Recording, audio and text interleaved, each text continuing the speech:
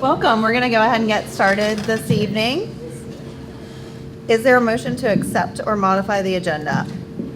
I make a motion to accept the agenda as presented. Is there a second? Second. All those in favor, aye. Aye. Opposed, no. Thank you. Next, we have the consent agenda. Is there a motion? I move to accept the consent agenda as presented. Is there a second? I second it. All those in favor, aye. Aye. Opposed, no. Thank you. Next up, we have reports this evening. First up, we have School Resource Officer Report and Update. Captain Myrtle.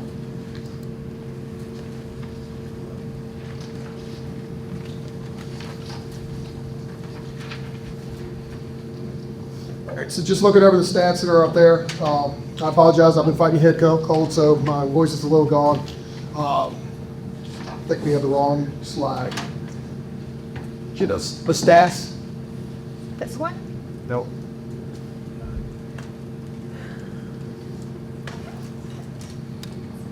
This one? It's on the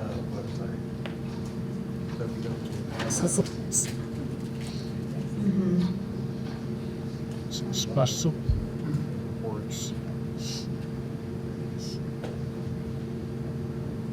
If I didn't go me anthology.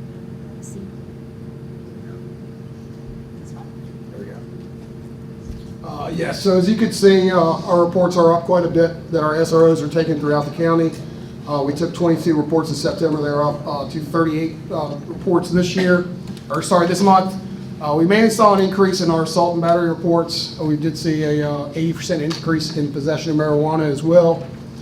We did conduct one K-9 sweep and an increase of 50%, which is on the other form as far as destruction of property. A 100% in indecent exposure reports taken by our SROs. And as a reminder, these are reports that are taken throughout the county, not necessarily at the schools. So, any questions on the quick report? Thank you, Captain Myrtle. Welcome. Next up this evening, we have an ESS update. Mr. Hall and Mr. Smith. Good evening, everyone. Happy holidays. So you have a whole report in front of you. We had a really nice month in the month of October. And one of the key highlights is, we really hired 19 new people. So that's almost 40 people over the last 2 months. So the schools are starting to see a lot of new faces and not a lot of new people working. So we added in the long terms to the budget. So I'll let John walk you through that. And any questions I have, please let us know. Thanks, Eddie. Evening, everyone. Get to start.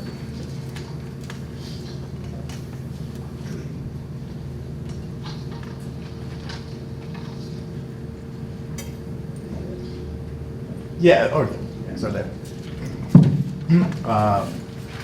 What we're working on, continuing to hire, develop new talent. Well, starting to develop relationships with the local colleges in an effort to recruit student teachers. We reached out to Christendom, heard back from Shenandoah Valley, and putting it set up Laurel Ridge. You want to meet, try to see if we can get some of those students involved in the educational program, get them subbing, get them working in Warren County. That's it. The job fairs that are coming up. Amy's doing a great job attending a ton of events. Basically, just show some Cisco information from a national level. Substitute work days. Average substitute worked 41 days, about half working less than 25 days. Pool activity, less than 30% of available students. Substitutes filled at least one absence of the other month. Substitute hiring across multiple districts nationwide. 77% of principals and district leaders said they've struggled to hire now substitute teachers. And advanced planning, what they found is that substitutes appreciate having their assignments advanced versus the morning of, which used to historically be the pattern prior to COVID. That's taken from frontline reporting, Red Rover reporting. They're two national agencies that provide the backbone of the absence management systems for most of the schools in the United States. Just on a local to Warren, district fill rate this month would be 64%. If we factor in our billing subs, will lead us to a coverage rate of 81%. 92 different subs picked up assignments in Warren County in October. As Andy said, we added 19 new members to the Warren sub pool in October. Where the 92 subs work, that's a really good efficiency for subs that are actually taking a day or two work. Sometimes we see a lot less than that. We see a lot of small number of subs working a lot of days. Here we have a larger number and spreading out the days worked.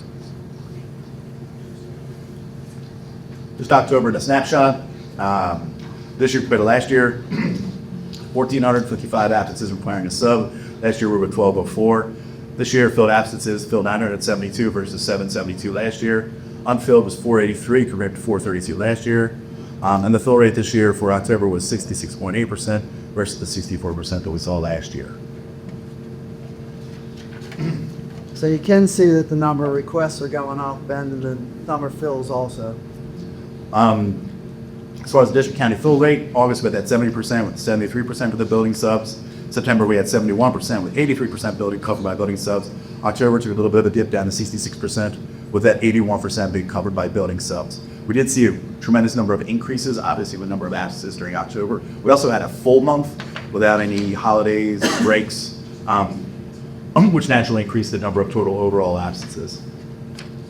Move to the next. Let's see the absences broke down by the school for September. We'll do the next one. And then we have it broken down for October. So it's line by line. You'll have the total, the filled, unfilled, late placed absences. Those are absences that are placed after the start of the school, after the start of the assignment. Quarter day absences, absences that are less than 0.25% of the day. And then you have the final column there, those ones that are negated by building-based subs, which is their differentiation between the fill rate and the after building sub fill rate.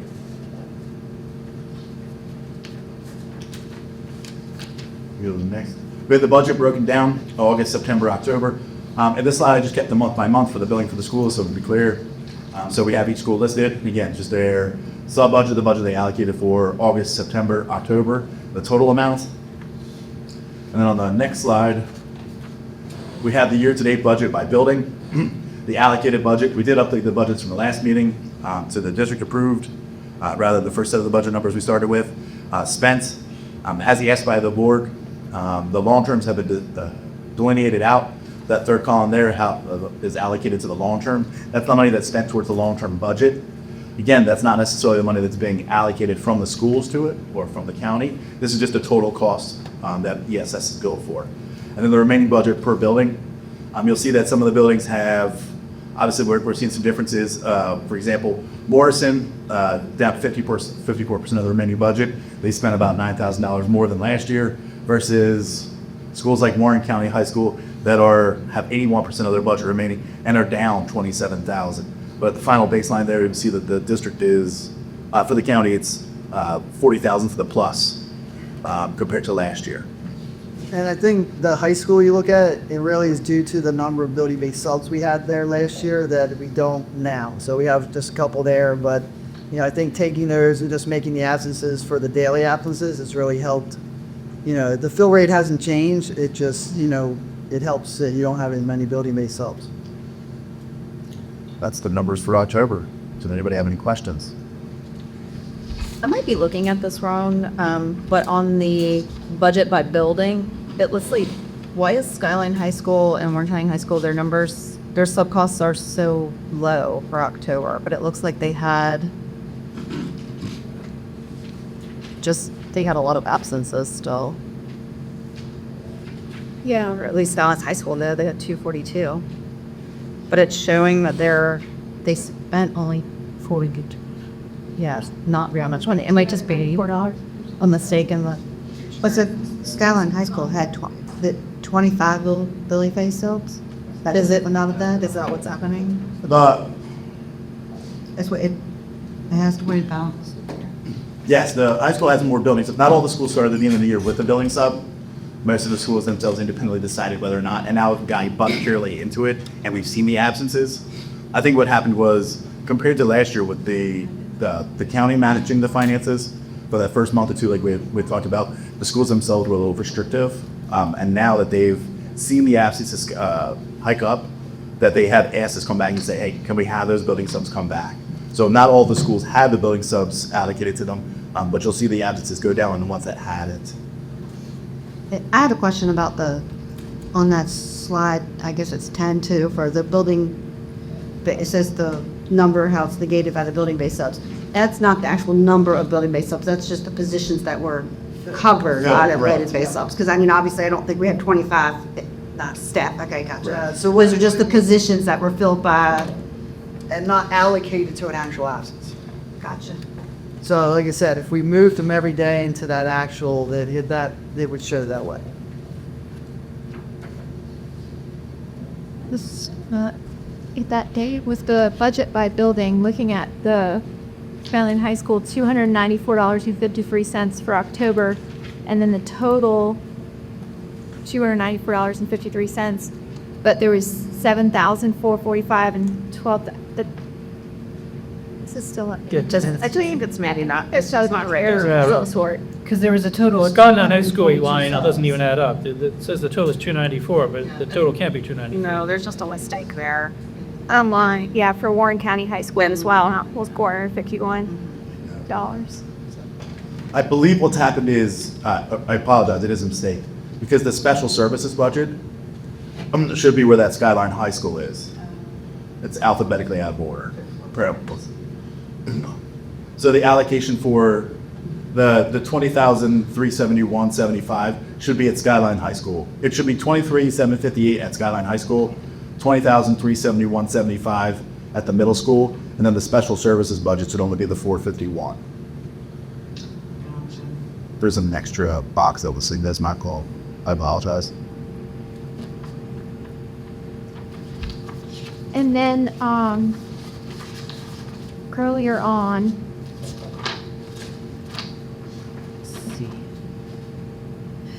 when you say that the substitute work days, the average substitute worked 41 days, is that since the beginning of school? Honestly, it wouldn't have been just for October, because there aren't 41 days in October. Those are national averages, that's not allocated to Warren County. Oh, okay. That's not unique to Warren County. These are just what the national statistics were according to the Red Rover and Frontline reporting. So that's since the beginning of the school year? Yes. Okay.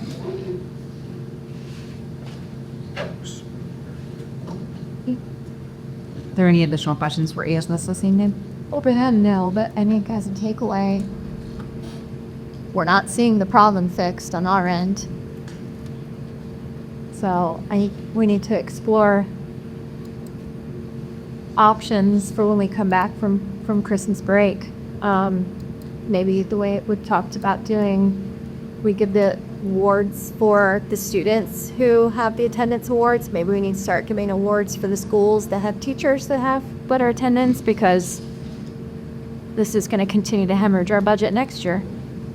Yeah, I mean, I know there has been extreme amount of sickness this fall, but yeah.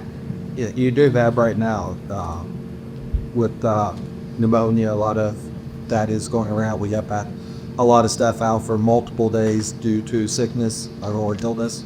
So we are seeing that. And actually, I just got a letter today from Miss Jenkins, our nurse coordinator and lead nurse, and it outlines that there is a hospitalizations are up what was seen due to pneumonia. Let's try to find that real quick.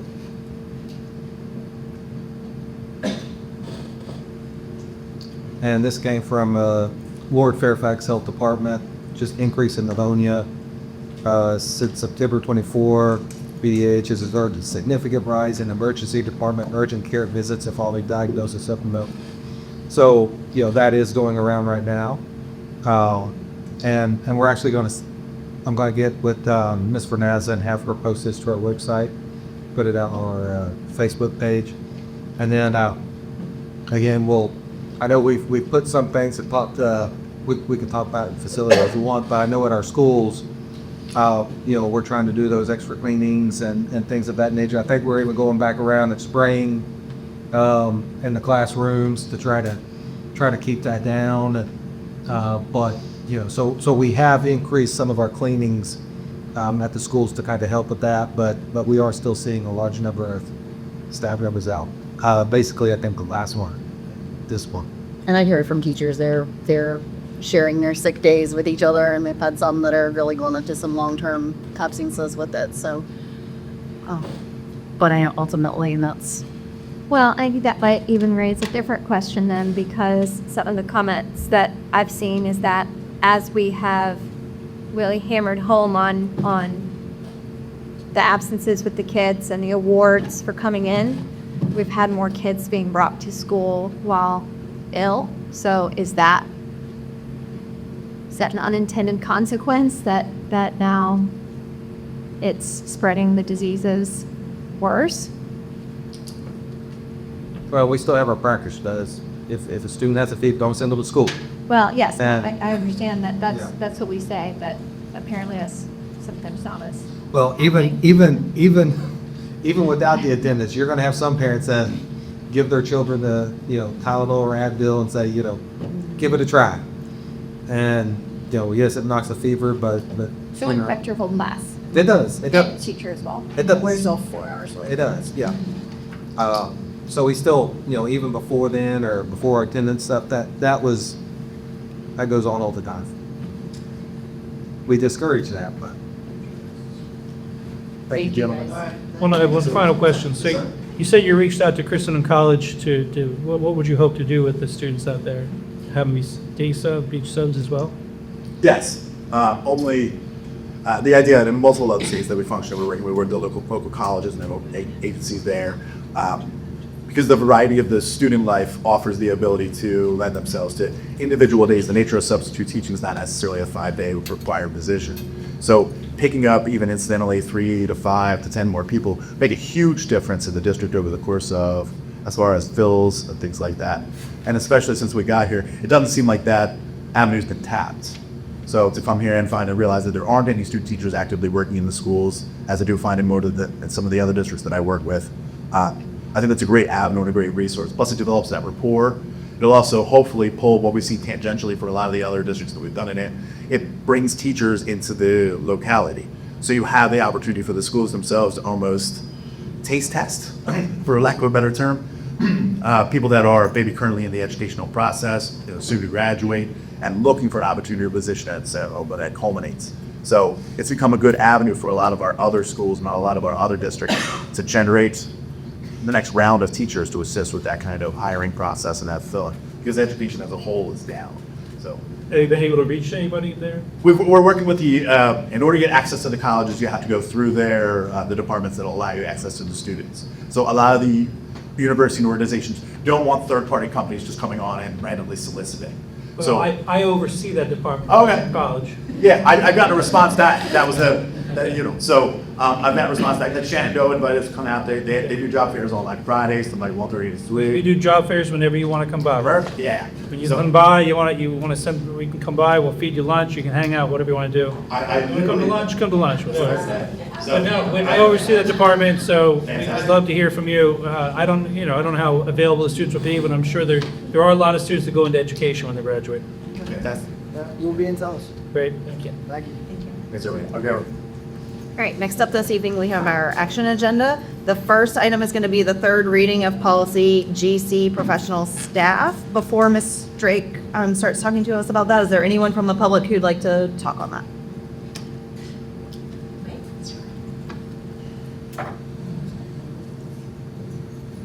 Good evening. All right, third and final reading, hopefully. I don't think we've had a lot of feedback, or I think we've answered some questions, but is there anything else additional that I can do for you tonight to get our policy inputs? Is there a motion? I move that the Warren County Public School Board approves policy GC as presented. Is there a second? I'll second. Any discussion on that? All those in favor, aye? Aye. Opposed, no. Thank you, Ms. Drake. Next up this evening, we have the request to have Warren County Board of Supervisors request for us to ask the Warren County Supervisors to appropriate the fiscal year 2023 school operating fund surplus. Is there anyone here that would like to speak on that? Dr. Ballinger. Thank you, Madam Chair. So the Warren County, they did get their final county audit completed on August 13th, 2024. There's a copy of that final audit. What we're asking is to use the surplus that is designated there We're asking to request the Board of Supervisors appropriate $135,000 of that into a transportation fund to buy a bus, and then $80,477 to go into the capital improvement fund. Any questions for Dr. Ballinger? Have we worked out officially the capital improvement fund with the county one? Remember when they were holding money, but it was kind of intermingled with other money and then binder money and. So for the project, and I'll go over some of those figures when we go through the work session a little bit. But, you know, our numbers, we have something that we kind of work through, and we've been working with Ms. Scott a lot, and one, I want to say she's great to work with. I've enjoyed the conversations with her and working with Ms. Scott. And I know that Ms. Breeden and Dr. Costner from his department, they've been getting some things that Ms. Scott has requested. And, you know, we've shared our Excel spreadsheet with her over the entire project to kind of finalize those numbers. And so I will give you, and I kind of went over with the budget committee last night, those numbers that we have, but we got to really wait and see what Ms. Scott has on her side to really determine. So tonight, as we talk about that, when we get to the capital improvement side of it, we can discuss those, but just, you know, with the asterisks of, we need to wait on her to kind of run her side as well. Okay, so that's not fully. Correct. worked out yet. Okay, okay. Any other questions of us? Is there a motion? I move that the superintendent be authorized to request that the Warren County School Board, that the Warren County Board of Supervisors appropriate $135,000 of the FY 2023 school operating fund surplus to the transportation fund for the purchase of a replacement bus, and the remaining $80,477 to the school capital improvement fund. Is there a second? I'll second. Any discussion on that? All those in favor, aye. Aye. Aye. Opposed, no. Thank you. Okay, and then we're going to have the second reading of our first section of policy rewrites, which we're calling A through D. And before Dr. Costner comes up, is there anyone else who would like to speak? Okay.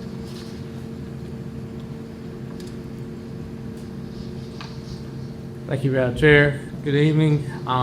Tonight I bring forth the policies. As you know, our school board policy subcommittee has been working with the SBMA, and they have come up with the policies A through D. There was questions about making sure on policy AFA and CC that we moved the first paragraph so it could be cross-referenced with policy BFC-R. That has been done. You received those red line items. And also on policy CL, the request was for it to be updated to where that on the second paragraph, last sentence, it says at the same time, furnish a copy of those reports to the school board. That has also been added. Other than that, no additions were requested at that time. Are there any additions or deletions, reductions that need to take place? So in the last meeting, or last time we talked about this, there's discussion about removing the red line, or I think you did red line in AFA, I believe. Yeah, AFA and CC. And CC. Yes. Well, I think in the CC, it isn't redlined. It's still in there. It's just in red, at least when I looked at it right now. But either way, so I those things were added there by our SBMA policy professionals. And I went back and asked them, okay, what's the deal? Why did we add that? Because it does seem like it should go into the BFC. And obviously they haven't updated BFC yet. So I asked them, I said, why do you have those there? They still recommend they stay in there. I know it's one of those things of, are we trying to make it as tight as possible? They recommend it they think it's applicable to bullet because they relate to governance, and that is what AFA and CC discuss. I don't know anything about policy writing other than this is what these professionals say. I would personally like to keep it in there. I'd like to also put it in BFC as well, but they put it in there unless we sort of some really good reason and get rid of it. Just that's my take on it, is those professionals thought it should stay in those two sections as well. Again, they hadn't looked at BFC, so maybe when they get to there, we could say we want to go back and take it out of there. But an extra paragraph isn't going to kill anybody, and I feel like these people this is their business of knowing what they're doing. So my take on it would just be to keep to not redline them, to keep them in there. But again, we can argue about that, whatever. It seems just really redundant to me to have it there. We have it coded at the bottom of the link in it, with the reference, to just have that policy written there, because it's still got the link down, the legal reference, even if we redline it, so. She was just saying, if you feel the language is sufficiently addressed in another policy and future board members would know to find it there, and that's up to you if you don't want it in AFA sees. So she was just trying to make it for, everyone could see it along, but that was, she still thinks it's beneficial to have it in all of this since the code is referenced in all of that, it's applicable. If the code's referenced there, so what harm does it do by keeping it in there? And will future board members know to reference it there? I guess, maybe, but I don't see the harm in just keeping it in.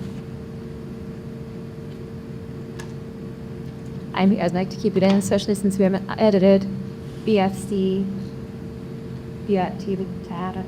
Because BFC is not in BSC. I know we said that's where it should go, but it's not currently in there. So I don't know when they're getting to BSC. So these are the policies that are going to be voted on. These will be active when BSC comes around. I guess, we can go back to these if we want and say, well, that doesn't belong there because now we have BFC in action. But currently BFC doesn't say it.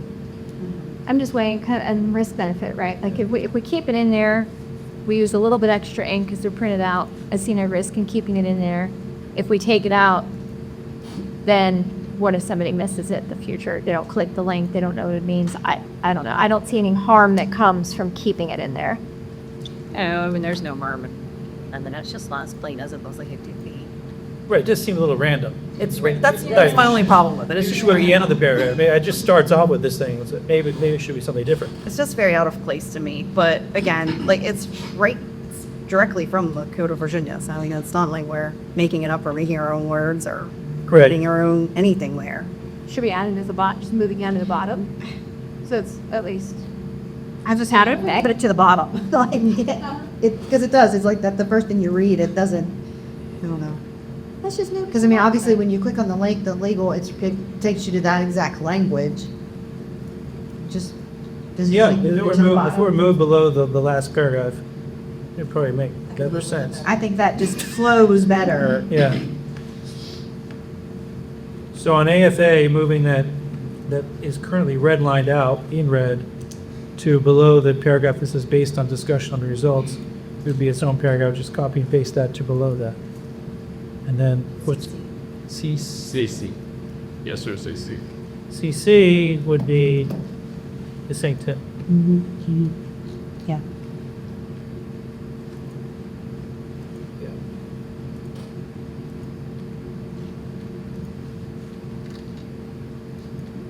This, what other thing was it there? Yes, jury said. The condition of the copy board number is on use, yes. Yes, ma'am, that's in CL. Any other questions on this, Lasikni? Would you like to, according to the board, we can do that as a second reading. We can move to approve these as recommended with moving the first paragraph in AFA, the first paragraph in CC to the autumn. Or if you prefer, I can bring them back for a third read and first opinion. Leave it, yep. It's up to you guys. Someone wants to take a motion, I'll take one. I'll then make a motion to approve these policies during its second reading with the amendments that we discussed. Is there a second? I'll second. Any discussion on that? All those in favor, aye. Aye. Aye. Opposed, no. Thank you, Dr. Fester. All right, next up this evening, moving into our work session, we have the Police Explorers Program, and we have, is Captain Morgan still here? Yep, I couldn't see you back there, and then Nabeem and Officer Claymass. Officer. All right, I appreciate you all allowing us to invade the work session tonight to share this wonderful program that we have.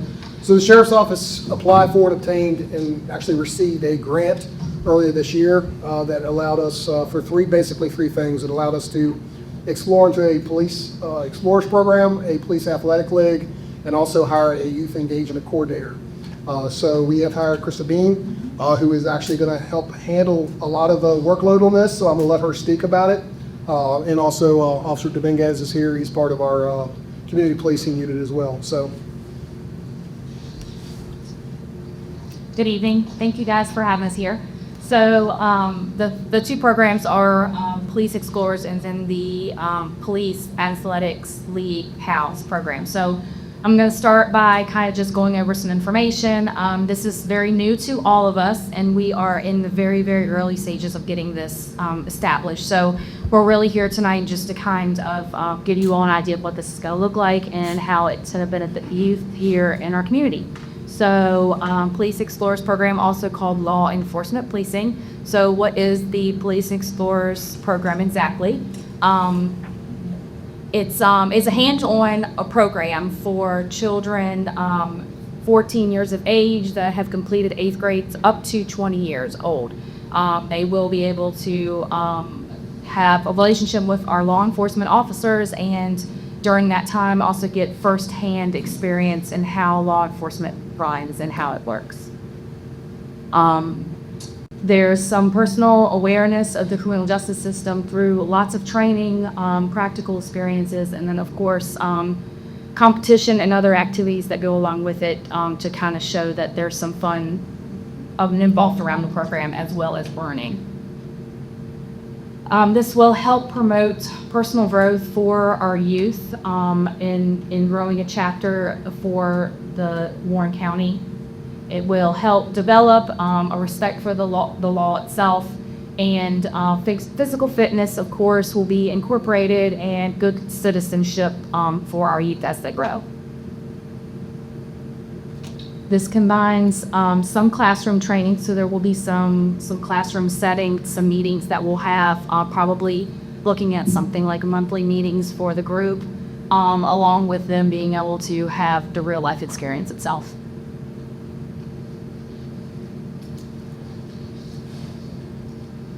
So the most popular careers that kind of evolve around police exploring are, of course, town and city law enforcement officers for children who want to become an officer of law. There's the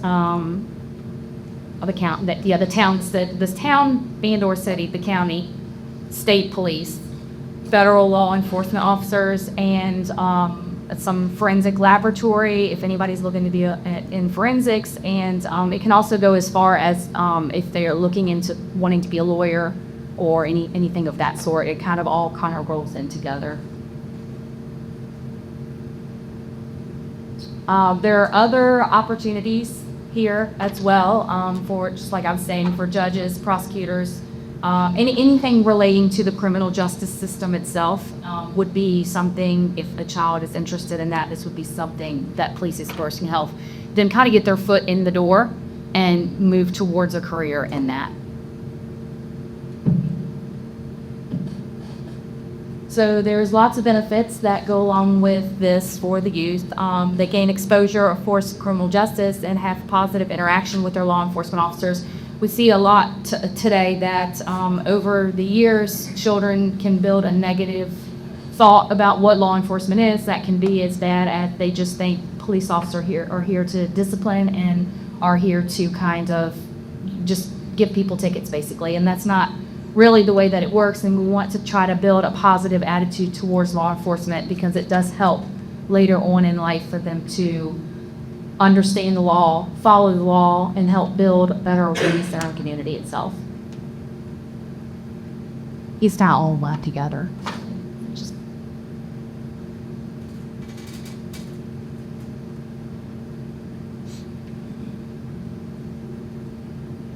There are a few qualifications in order to be part of the Police Explorers program. Of course, I did mention that the students have to be 14 years of age, completed 8th grade, and it goes all the way up through 20 years. So he would not accept children into this program that are younger than that age. They have to hold a certain GPA, so they have to hold at least a 2.0 GPA in order to be qualified to be in the program.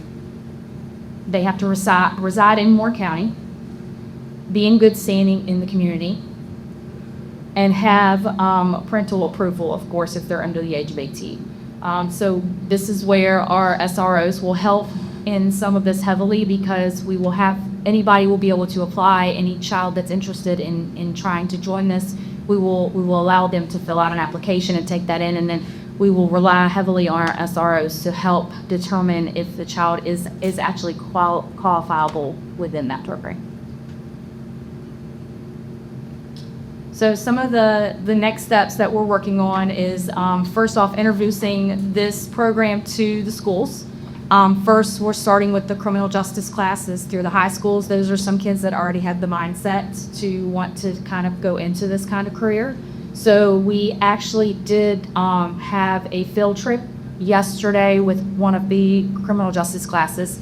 And we kind of presented this in a very, very small form, much smaller than this, to them to kind of give them an idea of what it would look like and to draw some interest. And we actually have had several students already reach out and are interested to want to join. Some of them are wanting to be canine officers, some of them are wanting to be lawyers, some of them are wanting to be forensic analysts. So we kind of have a wide variety of the children that want to be involved.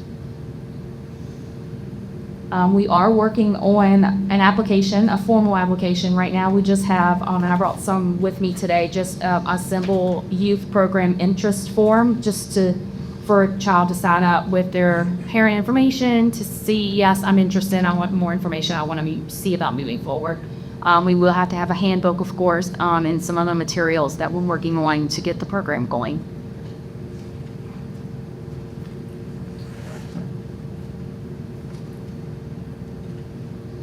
So Captain Myrtle and Deputy Dominguez and myself are really the main contacts. We also have Deputy Dave Goss. He's also part of the CPU at the Sheriff's Office, and he's also in contact that could be reached out to as well. But we are kind of the main contact, myself really, for anybody with questions, anybody who knows a student that might be interested, or anything at all really that involves around the program.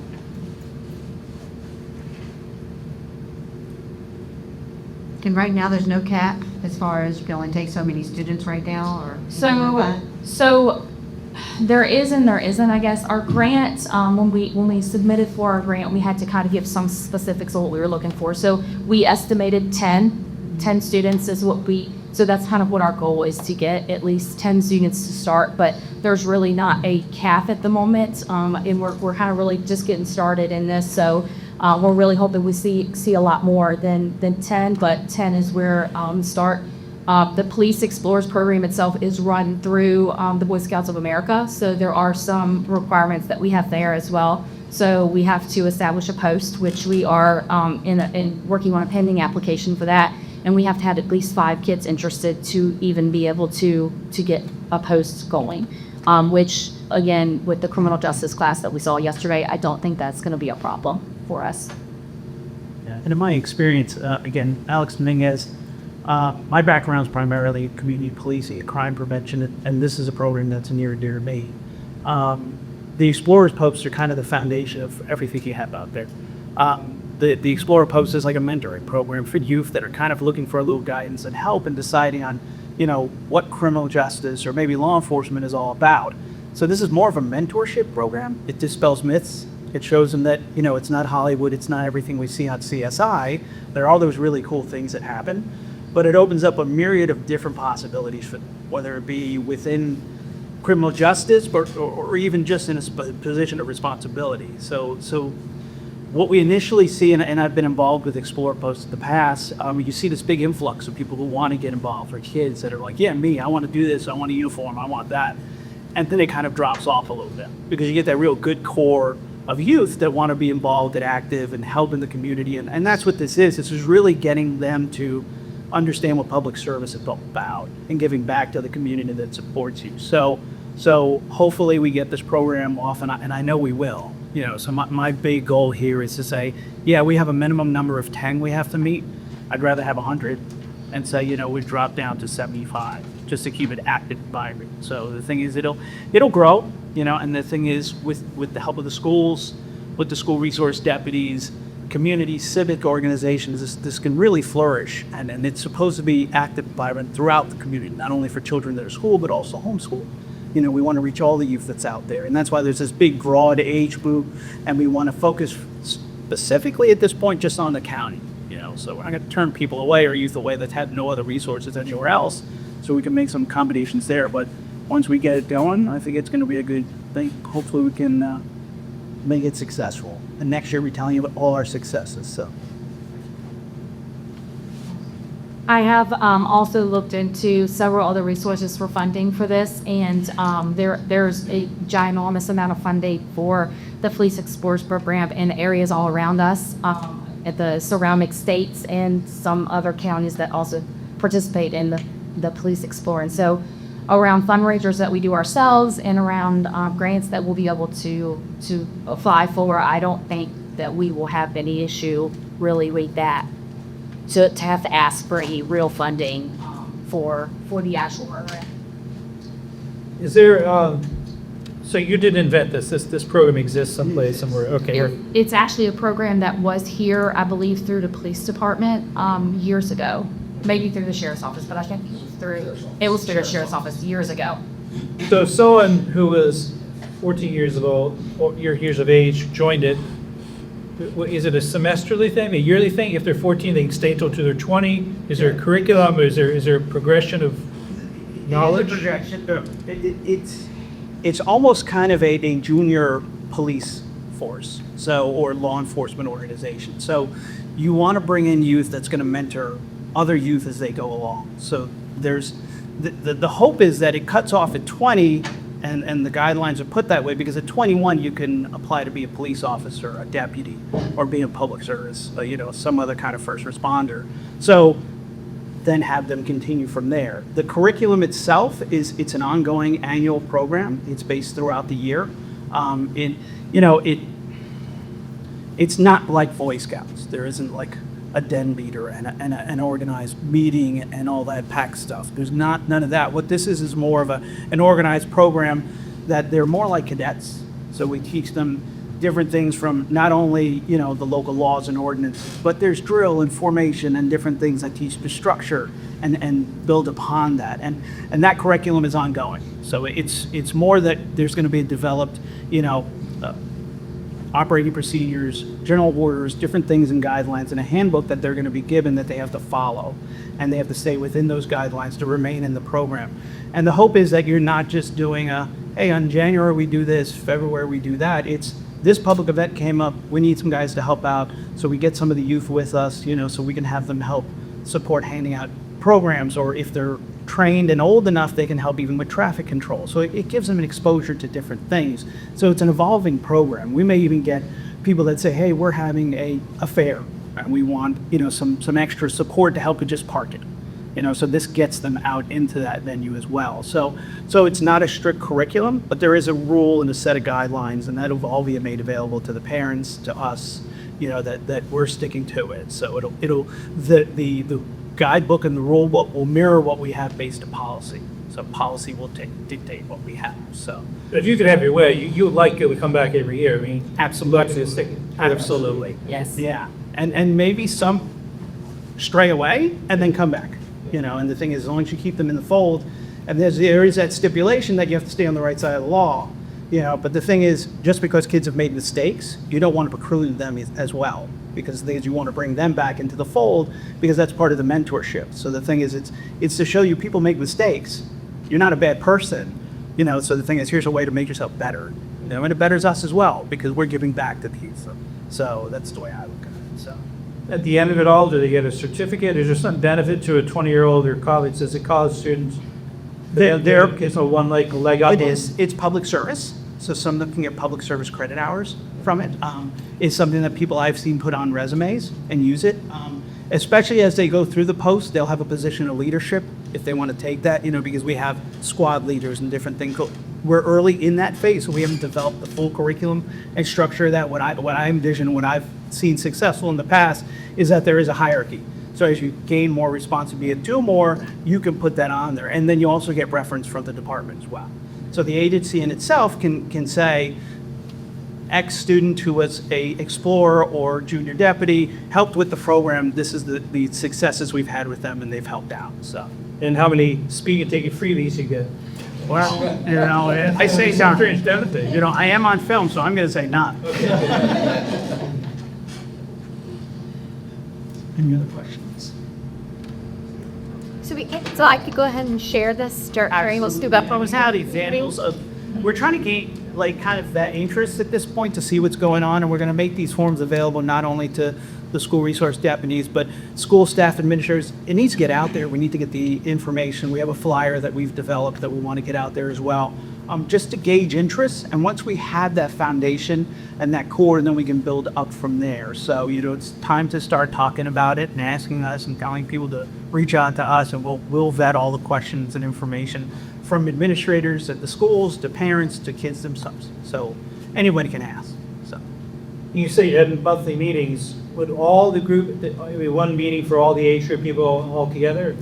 initially, I've seen it broken up by age brackets, because the thing is, a 14-year-old and an 18-year-old may not have, there's some bridge there. So the thing is, and the 18-year-old is able to do more, but initially we're going to keep it all under one umbrella is what I see happening. And then if there need be, then that splits, but the thing is, you don't want to preclude one group or the other. It's just their role diminishes a little bit based upon ability. And Would they need the sheriff's office? We have a large training room that we can utilize. It could be done at a school. We've done a, facility like this is perfect because there is a physical fitness aspect to it. So we're looking for a home. So, we'll have equipment, we'll have other things that we need to house. So that's what we're looking at. And we need that input to say, where are you going to keep all this equipment that you're going to have? Where are your uniforms kept? Where do you get this? Where do you get that? So, we're building all that now. And once we develop our template, and hopefully by the beginning of the next year, we're ready to start taking names and move from there. Because until we start it and initiate it, we can't, we only have to see those speed bumps as we go along, but we'll be able to fix it. So, by the summer, I hope things are going really well. So, yeah, which leads it to the next program. How many items left? Yeah. Just like forward. So the next program we had is the PALS program. So the PALS program, PALS stands for Police Athletics and/or Activities Lead. So what is the PALS program? So this is a little different than Police Explorers. However, it is they can very well bridge together. The Police Explorers, our thought would be that they will help mentor through the PALS program as well. It's a lead where members of the police force help build positive relationships with the youth. Basically, that is basically what it is in a nutshell. This can be a program for any school-age child, age 5 to 18 years of age. There is a national PALS all across the country. Started in 1940, and with that, there are a little over 300 different chapters. And there are 6 different districts. We are actually in the smallest district, and there are only 3 other PAL programs in the state of Virginia. So the purpose is to help reduce delinquency among children and help, again, build a positive attitude towards what law enforcement is, to help them show that you can have fun with law enforcement. They are people like you and I. A child reaches an early age, if they get past it, we are going to try to really mentor more on this towards the elementary schools, because you grab those children at young ages before they've started to build a thought around what a police officer actually is, a negative thought around what a police officer actually is. So I'm hoping to get with some of the early act clubs where they have already started to build that good mindset with those kids in those clubs for helping the community be part of what the community does. So this is an engagement on both sides. So it's good for the young people, helps respect what a police officer is when in a fun atmosphere on the ball field, in a gym, in a classroom.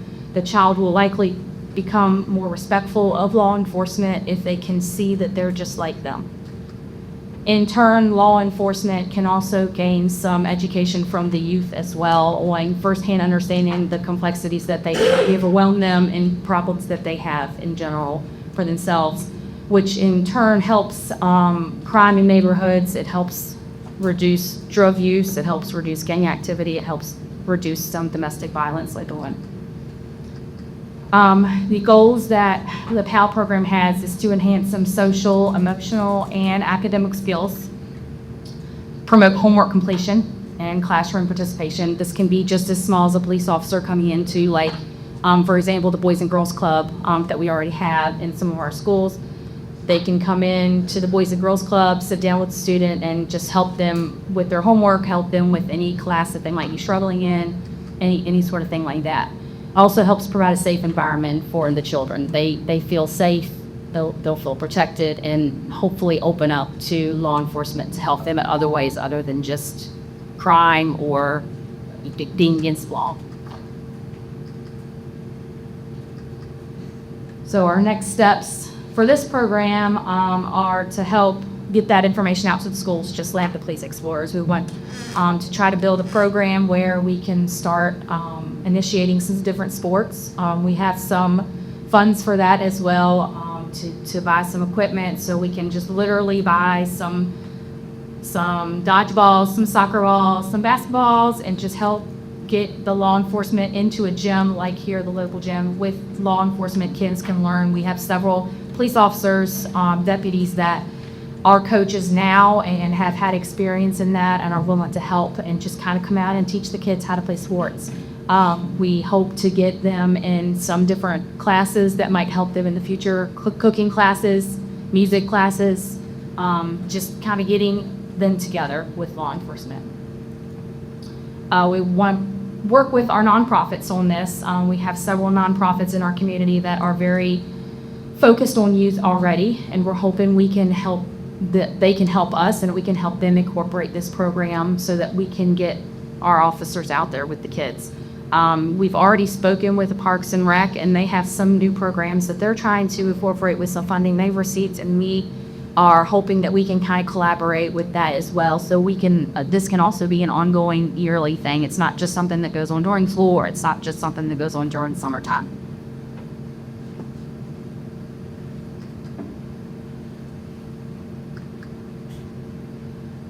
Same contact information, same ones of us. Captain Myrtle, myself, and Deputy Diaz are the main ones.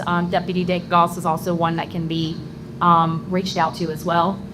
We can answer any questions, and again, this is another new program, and this is still in the very early stages as well. So we are still working hard to come up with some different advertising to get those out in the schools too. So the thought is we can kind of tag team both programs together to some of the schools, and then also to the early elementary schools as well. And just real quick on PAL. PAL is more the fun program. It's more event driven. It's to get kids to unplug and to get more physically active, to engage. And rather than do this, to actually talk to someone, engage, whether it's through athletics or a club or chess or something different. And the good thing about PAL is it brings in younger children. So it allows us to really start that program young. It's not as formal as an Explorers program. There's no uniforms, there's no drill, there's no any of that stuff. This is the fun stuff. This is the event stuff. This is a softball game, public safety versus kids, or dodgeball or something like that. So I look at this more as a fun program to kind of, one supports the other and they support each other. Your Explorers can help us, kind of organize and monitor PAL events, but this is where we get that interest when they're really young. And this helps us not forget those younger kids out there that are kind of just plugged in, sat in front of a TV or a video game. It lets us get engaged with them and just, hopefully make some inroads into the community that way as well. And for any of the older children that might be interested in Police Explorers but can't quite meet those qualifications, this is a program that we can introduce them to where they might be able, this might help them get on the track to become an explorer later on. Do you, for some of you with life, they feel maxed out and they feel like they're overworked? With any police officers or deputies feel like there's a lot of action on the part of the personnel to do some of these kids? Are they going to be paid extra, or they're hire more people, or what's going to happen? The Foundation program is giving back. And I know for a fact, and having been in law enforcement for 20 plus years, you do get maxed and you get taxed out. Programs like this take the bad and put it to the side. Guys use this as kind of an outlet. I've seen squads that I've actually supervised that they say, hey, we're going to go over to this school, get these kids out and go throw the ball around. You know, so it helps them decompress to get out there. It's more positive interaction because there's so much negative interaction. So in terms of you know, kind of giving them back, or, you know, the goal is that we want guys to do this and gals to do this because they want to do it. You know, there has been talk, and I have seen programs where we, you know, compensate time. So if you're volunteering 2 or 3 hours, you get 2 or 3 hours back. You know, and that's always a good thing because the holidays come up. You want some time with your family because they need that. You know, but sometimes this is a great way for even you to bring your family into it and say, hey, let me bring my kids, let me bring my family and enjoy this. You know, so in terms of what they get back, you know, we're not looking at hiring additional staff. It would be great to. You know, I mean, I would love to see, you know, 6 or 7 more deputies helping us out. But, you know, it's going to be more, you're giving from the heart is basically in a nutshell. You know, it's a form of tithing.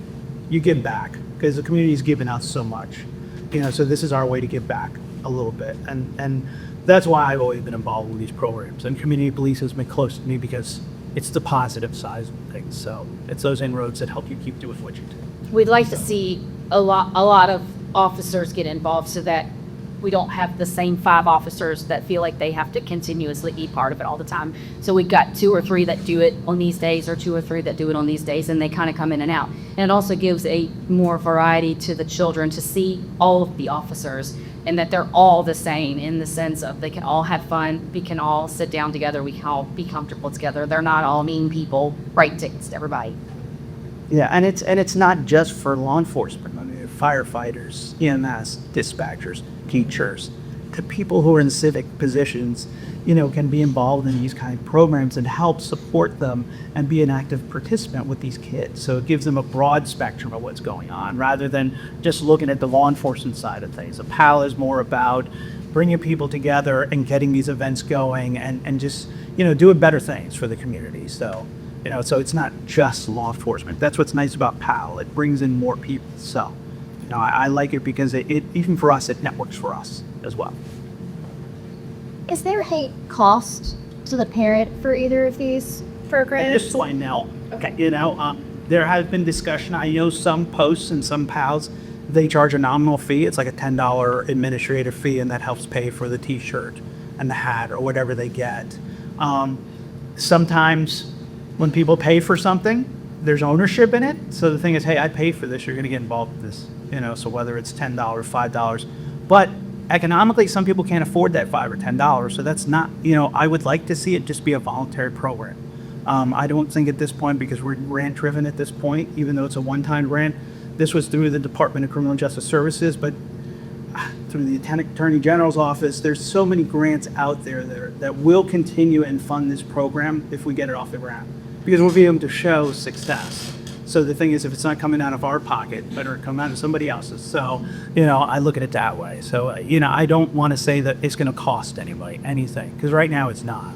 So, you know, if there is something special or there's a trip or an event, that's what fundraisers are for. So, and we do it that way. You said there are 3 other Virginia organizations that do this? Correct. Have you talked with those people, like what their pitfalls have been, what their successes have been, which one to model after? So that's one thing we're looking at, getting involved with other ones and finding out the do's and don'ts, and this has worked and this hasn't worked. We have done lots of research online. We've pulled some handbooks from the other programs, and I could tell you that most of them come from a lot larger scale than what we are here in Moore County. So it helps to say that I feel more positive about it, because I think if you start on a smaller scale like our county, I think we can have more positive impact on it. And I don't think that we will have to worry about having participation with what we have already going on in the community. Yeah, I think a lot of older programs kind of fell off because individuals who were deeply involved in them retired, moved on, went into other lines of work. So there was a big push in the 90s and early 2000s for these type of programs. It kind of hit a peak, they maintained, and then they dropped off. And then, of course, COVID happened, and everything went out the window. So, we're starting to see an uptick again of people wanting to do things together. So those 3 programs, they basically braved the storm and made it through. We want to be one of those programs as well. I know in Northern Virginia, there are more active Explorer posts. They don't call them Explorers, they're called cadets in some places. They're called Explorers, junior deputies. There's a myriad of different terms that are used, but they're in essence the same program built on the same ideals. We did meet with a gentleman he's involved with PAD. Yeah, it's at national level. We had him come, and I asked him, I said, why do people not get involved? Well, what are the shortcomings? And he goes, they're all internal. He said, you get pushback from a certain community, a certain individual, a certain entity. He goes, that's what kills the program. And he goes, people forget about the kids that benefit from these and they make their own personal thing.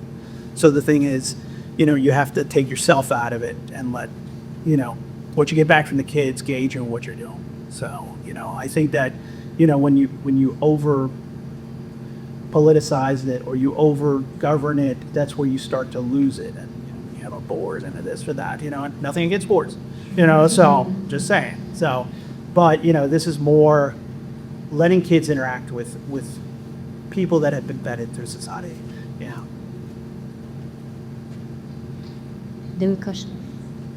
Well, my question was, if you guys, I was just going to say, Panther, would it be appropriate if we were to send out these invitationals to the homeschool list, similar to how we did with the Weed Center? Yeah, since this community, we could definitely, we can get with Miss Breeden, and I know she works on that side of it, and have her just email those out to parents. So that should not be a problem at all.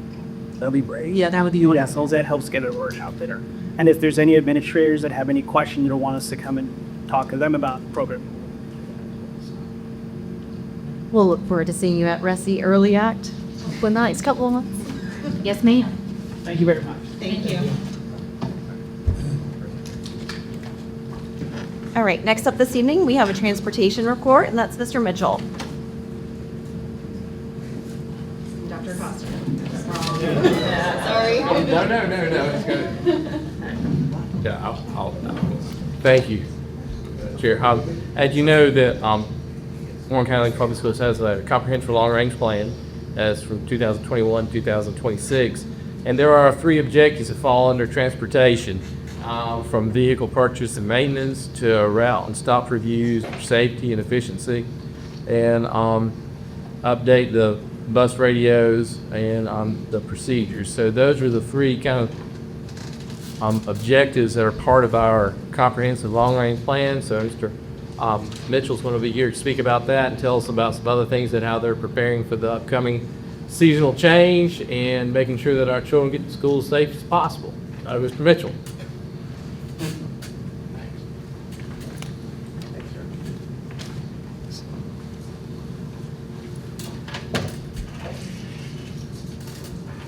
Well, you had the goods, now you got the bad news. So I guess we'll hit the big elephant first in the Govee liner. We talk about our school buses and our replacements.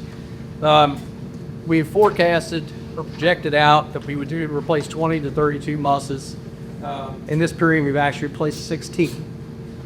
So the good news is we accurately forecasted that we needed 32 buses. The bad news is we accurately forecasted that we needed 32 buses. We're still 16 in the hole. You all were provided with, this is our fleet summary. It's pretty self-explanatory. If you have any specific questions, please reach out to me. And again, it's just going to give you the data based on years replacement cycle with the recommendations for the Department of Education of a 15-year cycle. We do have some buses that are creeping at 20 years. This is impactful obviously because we could have buses that go out of service. But where we're really feeling the taxing piece of that right now is on our vehicle repair and maintenance bump. The end of this year, last school year, we had to put 3 engines and a transmission in that it is for about $60,000. That's unbudgeted.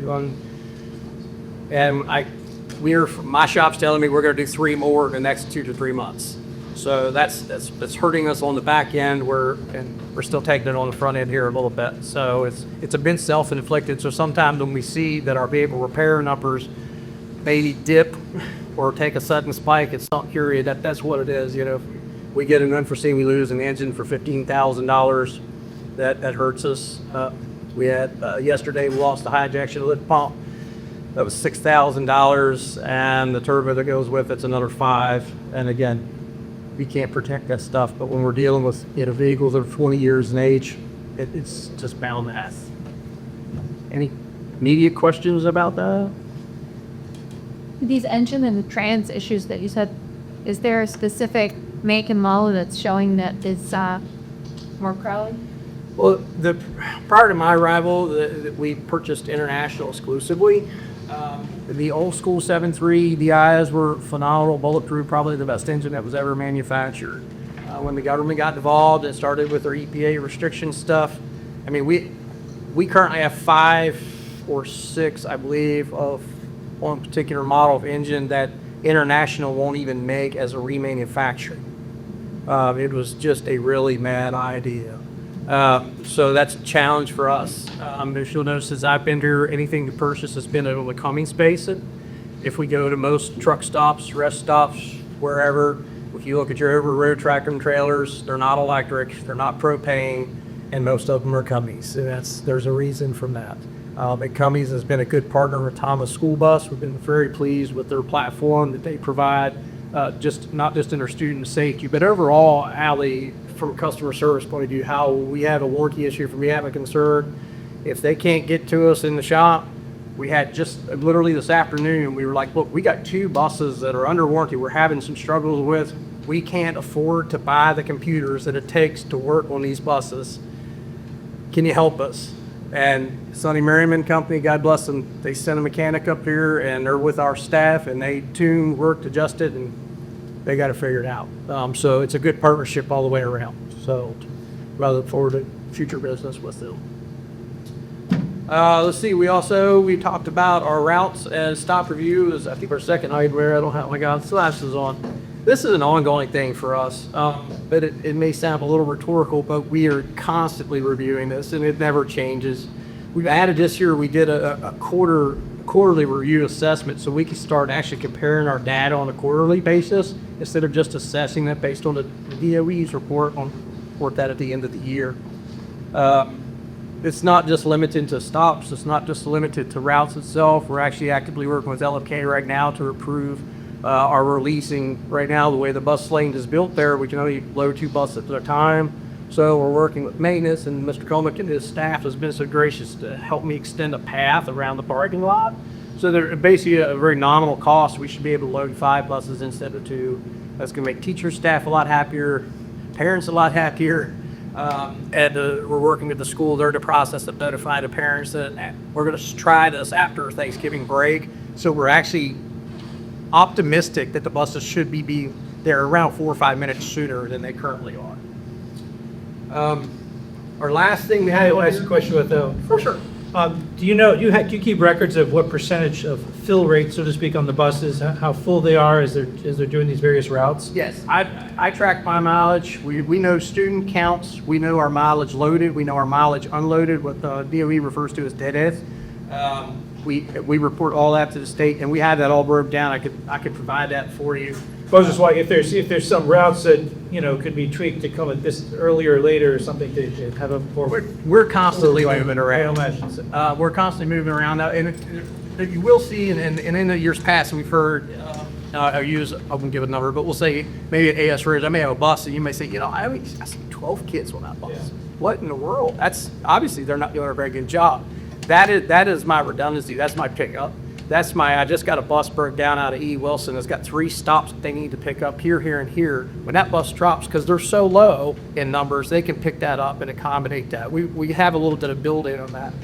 It's not as prevalent at the high school level because we go, in theory, 77 passenger bus, 3 to a seat. But in middle and high school, you got 2 kids in a seat at best. So you don't quite get that cushion. But you will see in some remote areas, particularly in Browntown's a good example. You may see a really light bus, but at the end of the day, the kid has to get there, and if there's only 20 kids there, there's only 20 kids there. Okay. I'd be curious to know, just because this came up recently at our liaison committee meeting, just what kind of percentage of our student population rides the bus versus parent drop-off? 50%. About 50, Right okay. around 50. I can set you firm numbers. We're actually waiting on the update for the national average. Historically, I think the national average was like around, used to be around 62%. We've always, since I've been here 2010, 11, we've always ran at that 50 to 55%. And I've always kind of attributed that when we kind of do a little bit of research as to the fact that we are a lot of a bedroom community with people commuting. And so they are, they're making arrangements to already have that student transported because by the time we get there, they already need to be gone. And that's kind of what I attribute that to. Do we want more passengers on the buses? Is it a goal to say, well, we like to travel, transport 75% of the students? Well, It doesn't matter. You want to say yes and no? I mean, yes, but no, because I don't have any buses. But for example, and there was some criticism to this, but I stand behind the decision. I think it was my second year. One of the first things I did is I eliminated walk zones. For me, simple business and simple math is I already have a resource, i.e. a school bus at a school. It's going to cost me a nominal amount of money in fuel and a nominal amount of time to cover a 2-mile radius and pick those students up. Our funding that we receive from the Department of Education is not based on how long that student rode on that bus. It's based on did a student ride on the bus. And it's a silly little thing, but we increased our ridership by like 230 students. So we increased our funding by 230 students simply by eliminating walk zones. And saw no cost impact, none that I could find.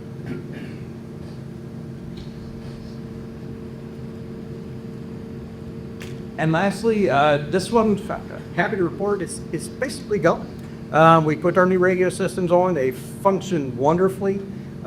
We're kind of in the process now of building on that. In some of our schools, we're adding second radios because what we're finding more so at the elementary level is that the office staff loves the radio because they know when the bus is empty. They know they get a radio call from the driver that says, hey, I'm empty, you can go home now.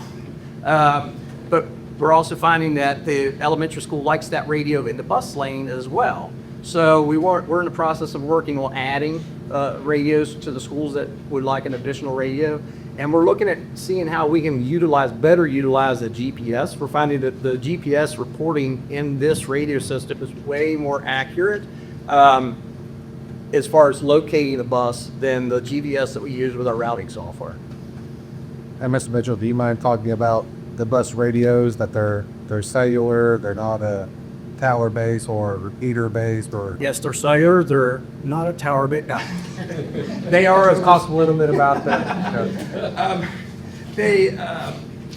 There's a lot of advantages to what we went with cellular. The biggest piece was the equipment factor. The reality of it is, we don't have the money to replace the school buses I need replaced. We were never going to have $1 million to put in our own infrastructure radio system up. We couldn't afford to replace the radios that we had basically because we couldn't afford to have everything refurbished. The radio system we were previously using was 28 years old. We found a manufacturer in New Jersey, I want to say it was 1,800 to 2,000 radio. If we sent them our old stuff, they would try to refurb it. That's how out of date our equipment was. So our option was look at new systems. Financially was not very viable. The cellular option was very viable in that our portable units cost us $200 a piece, $240, I believe, for our in-vehicle units. They're very serviceable. It is through T1 or T-Mobile. They have ramped up service where we've had maybe we had a few dead spots. Our overall service is 1,000 times better than what we were having with our previous radio system.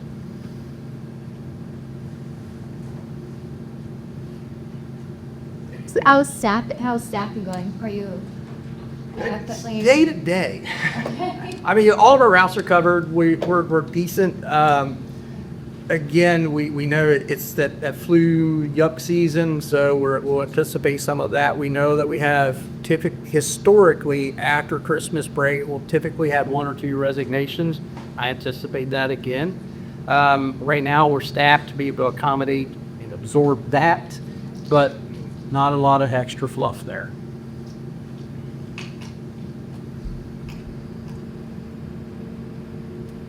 Would we like to hire more?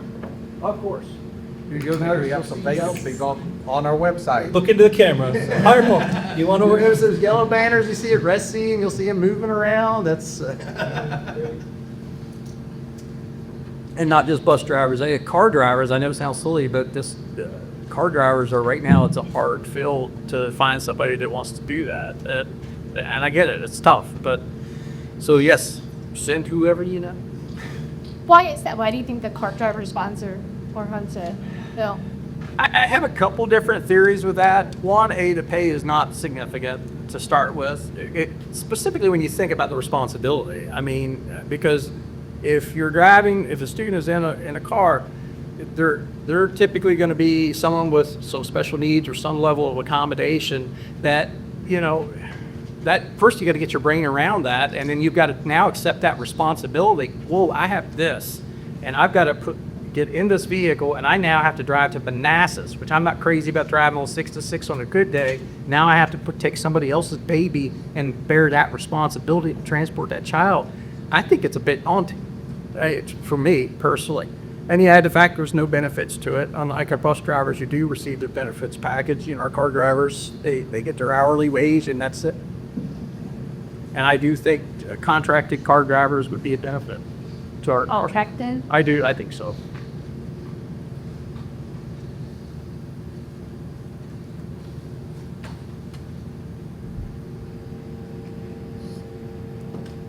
Any other questions? Easy. Dr. Valley or Dr. Bowser both said that you all just wanted to know about snow. So I shared with you a packet. I'm not going to read you everything because you guys are way smarter than me. This is kind of briefly summates what we go through. I guess the takeaway probably is the fact that most people think, well, it does start at 2 or 3 o'clock in the morning. But as I was just talking to Mr. Helmick, Dr. Ballinger, hey, the Monday, Tuesday, we come back from Thanksgiving, it's probably going to be a little sketchy. Just letting you know. We start weeks out in advance. I mean, if you want to see a really cool storm, if you get into weather, look at Alaska, look at Kodiak Island right now, look at the 2 storms that are meeting right now. It is really cool. Check it out. So that'll be bringing us some fun, by the way.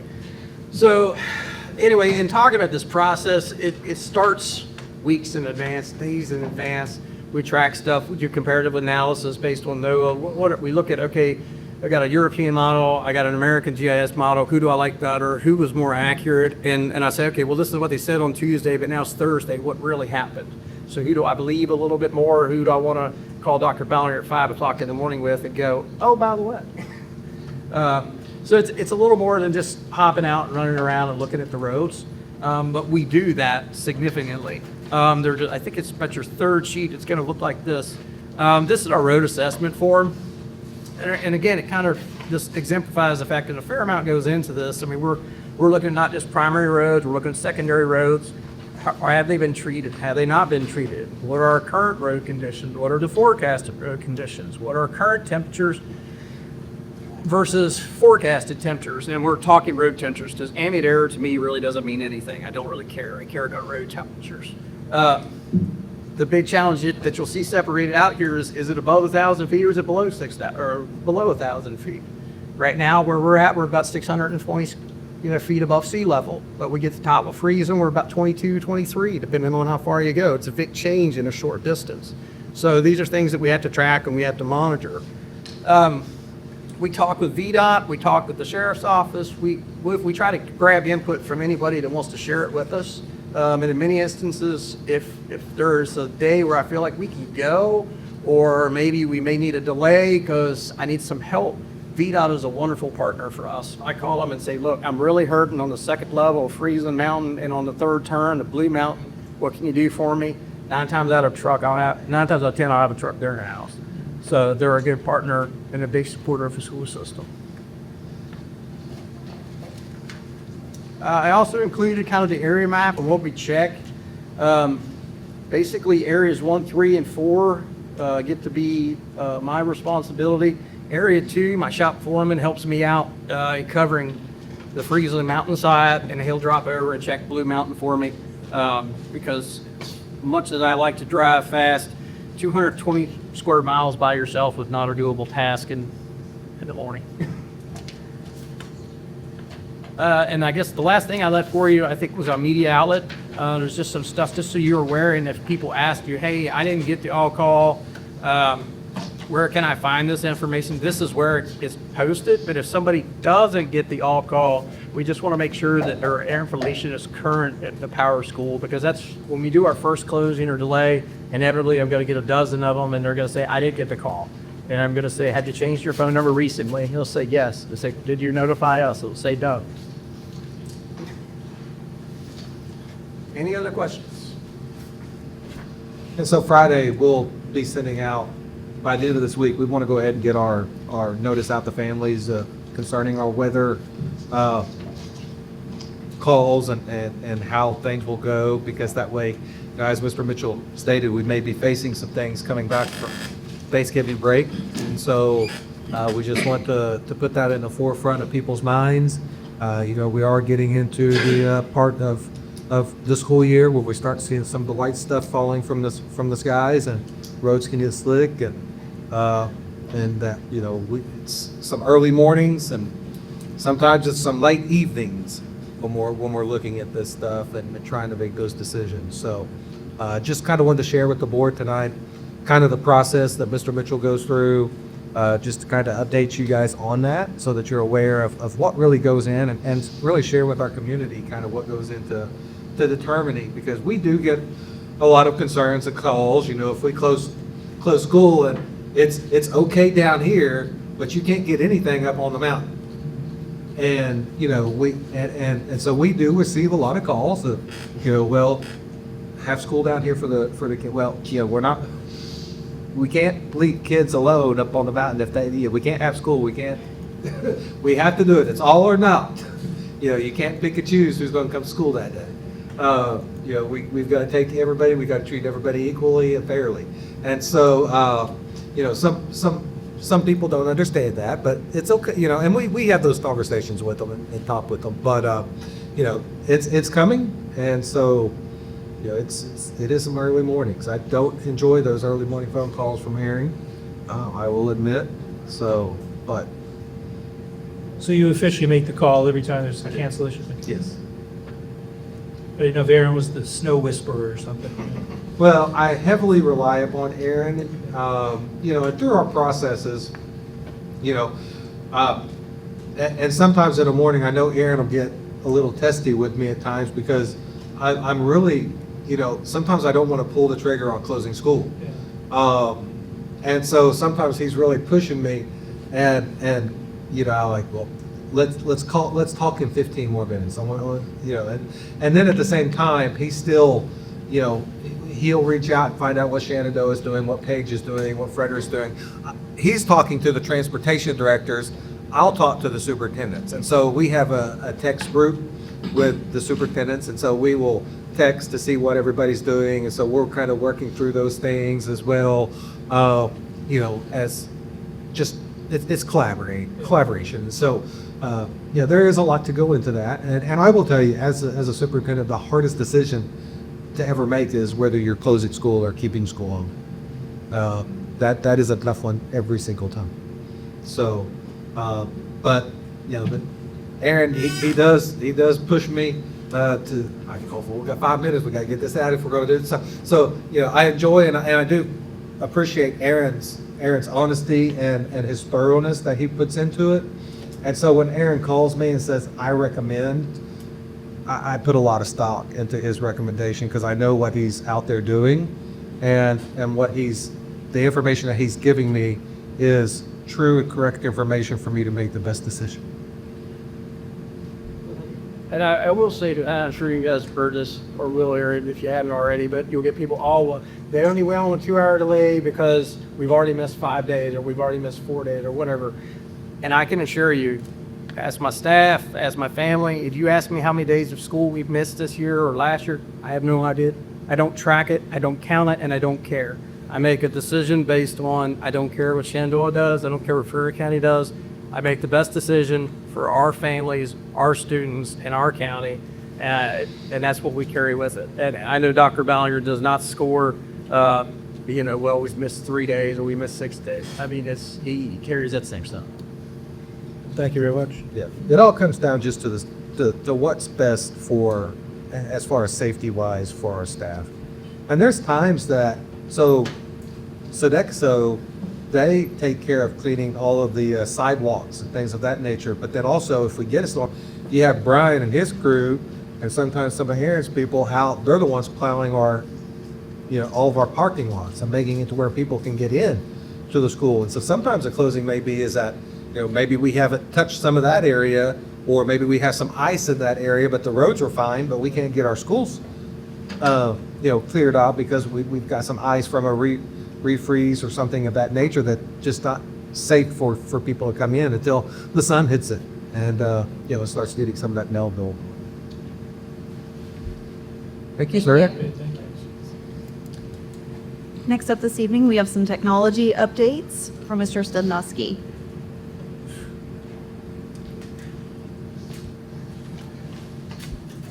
It's a tough one. She feel like I've fallen up after talking about snow days. People aren't so excited about that. So then, but thank you for sharing some time. Talk about some of the technology updates. So we're looking at the overall arching theme here. We're just talking about how technology is integrated into all the facets of the school system, how we operate, and in our instruction, of course. So we want to make sure that our students are walking away with some of those 21st century skills that they can use in their lives after being here with us in Warren County Public Schools. The first objective is really about supporting that student learning experience and providing those 21st century skills to students. So what I did was basically just highlighted the strategies that were in that comprehensive plan as written. So I'm just picking up the football of what's in that plan. To just highlight kind of what we're doing with those strategies. So for some of them I grouped together.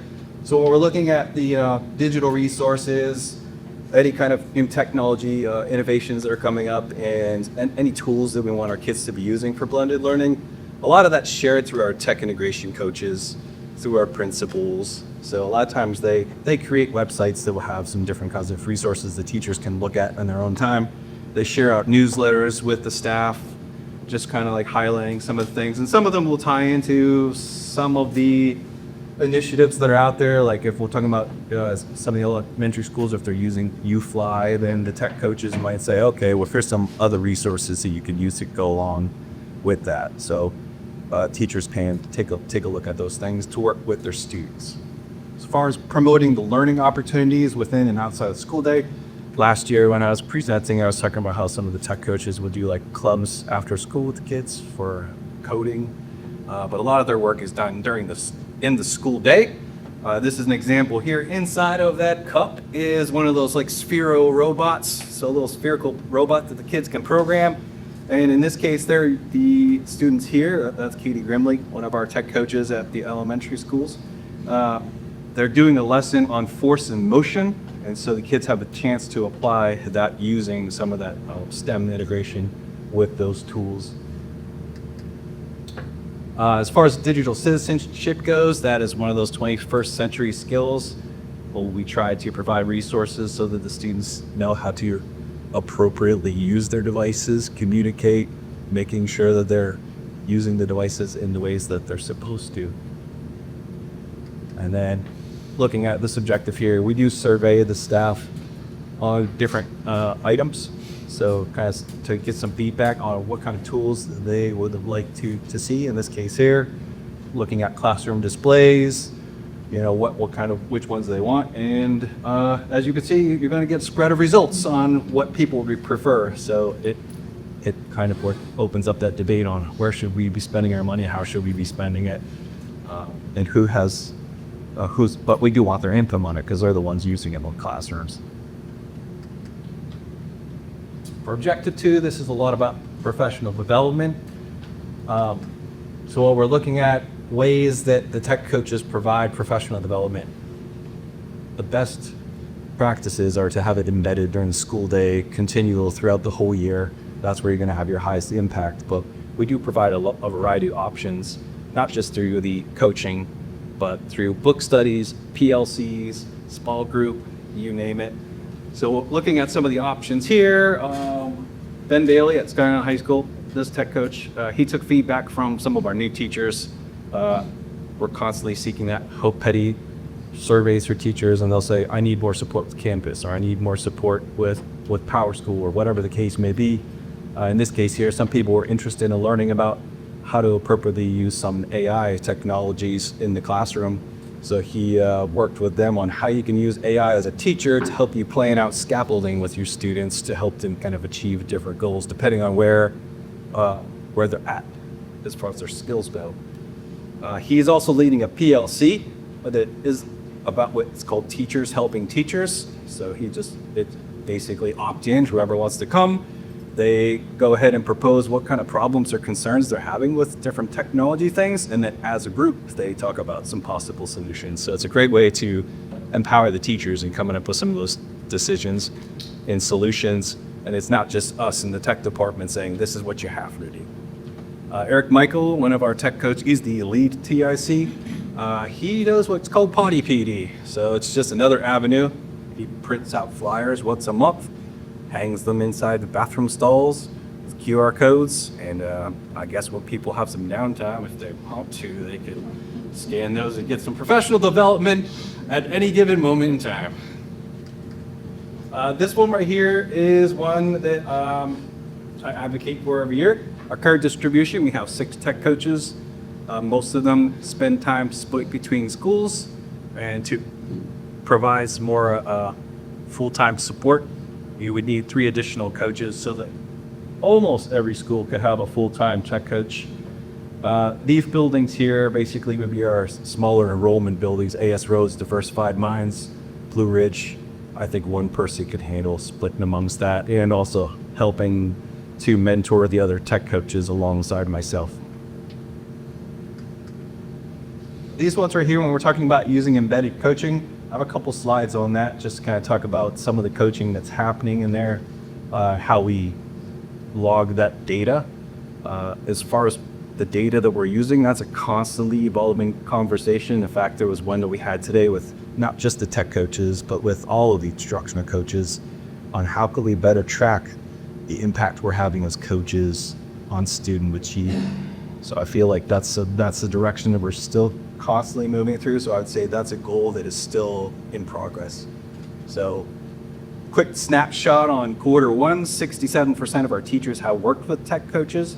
That's data that someone like myself would use to say, like, okay, well, now we start having conversations. What about the other percentage? Like, why are they not working with them? Is it because they feel confident in their skills? These are highly effective teachers that need less support in the beginning of a school year. Is it that there's some resistance there? So that's the kind of data that we open up conversations with our coaches to see through. How that support was structured, vast majority is through classroom support. That's kind of like our catch-all category when coaches are in there working with teachers. Coaching cycle interactions basically make up 18% of the interactions the coaches are logging. And then instructional partnerships are one-on-one. A lot of our teachers in year 2 and 3 have instructional partnerships. I'm involved with partnerships with teachers too, and we just discuss the goal, and it could be as informal as bi-weekly check-ins, how's it going, to I really would like to work on this in a little more detail. Last week I was in helping a biology teacher use some lesson planning, so it's one of those kind of things that it just depends. It's not always tech related 100% of the time. It's what the teacher needs. So those ones are a little bit more flexible. Professional development is all those other things we talked about. PLs, like book studies, those kind of things, small group. PLCs can be things like data discussions with teachers, group planning, lots of those kind of things. So even though those ones seem kind of low, you're in the larger group when you're doing those. This is kind of like what we see inside of the system when I'm running Quick Start here. We can take a snapshot and say, okay, whenever someone logs in interaction and just quick thing here. An interaction is anything that is instructionally focused and with a teacher. So if I, as a coach, am developing a resource for the teacher, we don't put that in the system. If I'm, as a coach, doing something with student Chromebooks, I don't log that in there. But if we're co-planning with the teacher and we try to log that in there, and like modeling a lesson, I put that in there. So I say, I just want to see the instructional data that you have going on. I don't want them to have to log every single thing they're doing in any given day. So all of these standards are aligned to the teacher evaluation standards. They're aligned to the pathways of support that Hope put together. So we can look and see how much time is being spent in there and how many of those interactions are falling in there. We can see which pathway is the teacher working on with the coach.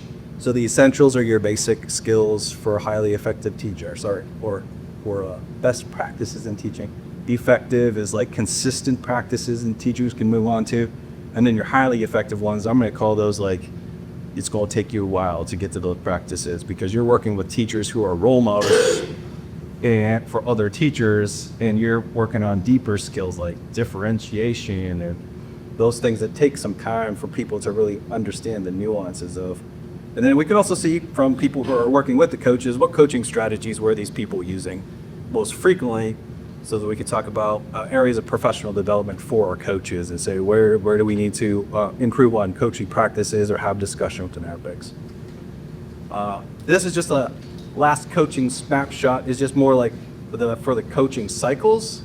These are the more intense times that coaches are working with somebody. So we're talking about, could be anywhere from a 2-3 week period to all the way through a semester in time, where you're meeting with the teachers regularly to discuss goals, co-plan, co-teach, model, just really deep dive into some practices.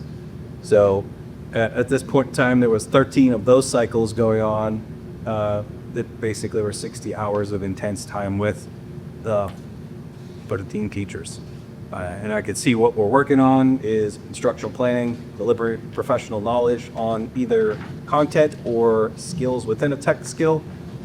And we could see what kind of teachers people are working with, which for me, I like to see because it's like, okay, we know we have some need for improving our science data.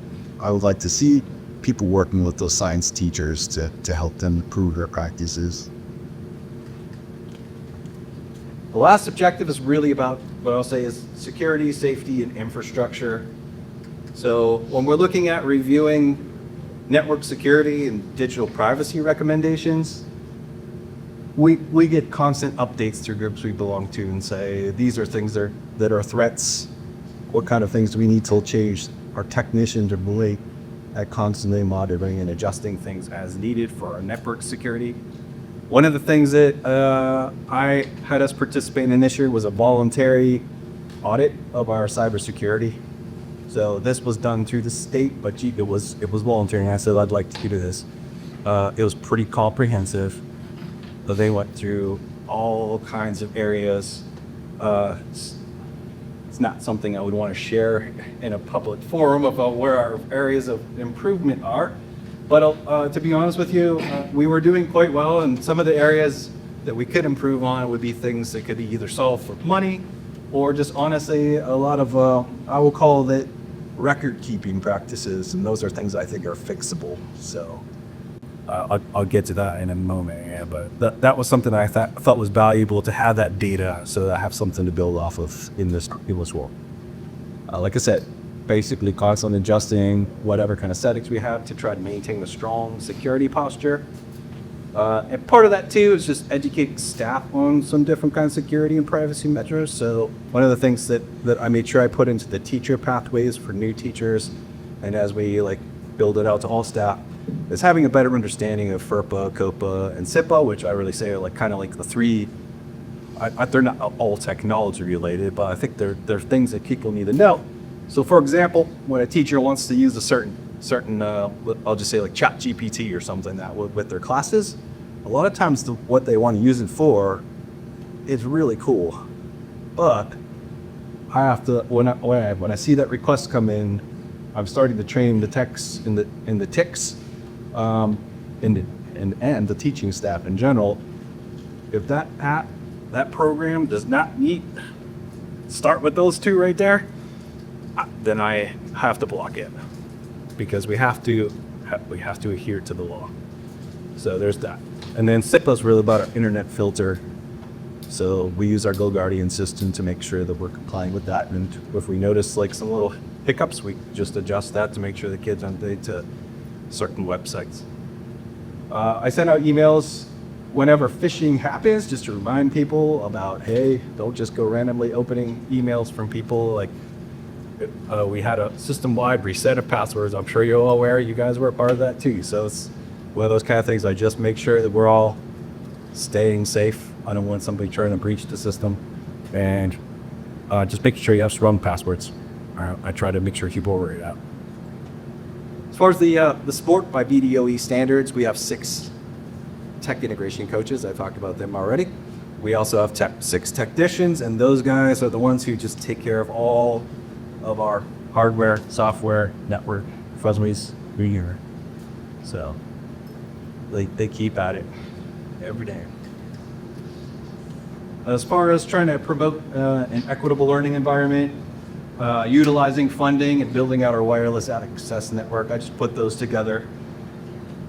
This year, this particular grant right here at BPSA, that's what makes up about over half of the technology operating budget.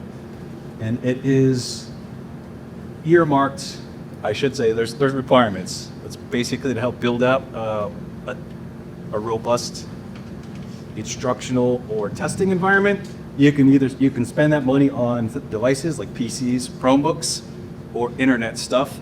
I'll just say that. But with a lot of our internet stuff, we covered under our E-rate funding. So that generally is what they're going to use for PCs or Chromebooks, and that stays the same every single year. So this year we spent it on PCs because I told you all we need PCs. So we were able to purchase 331 of those, which leaves us with pool that we still need to cover with some of that funding next year. The bad part of that is if I use the funding for PCs, then I don't have funding for Chromebooks. So it's kind of like which do I want to do?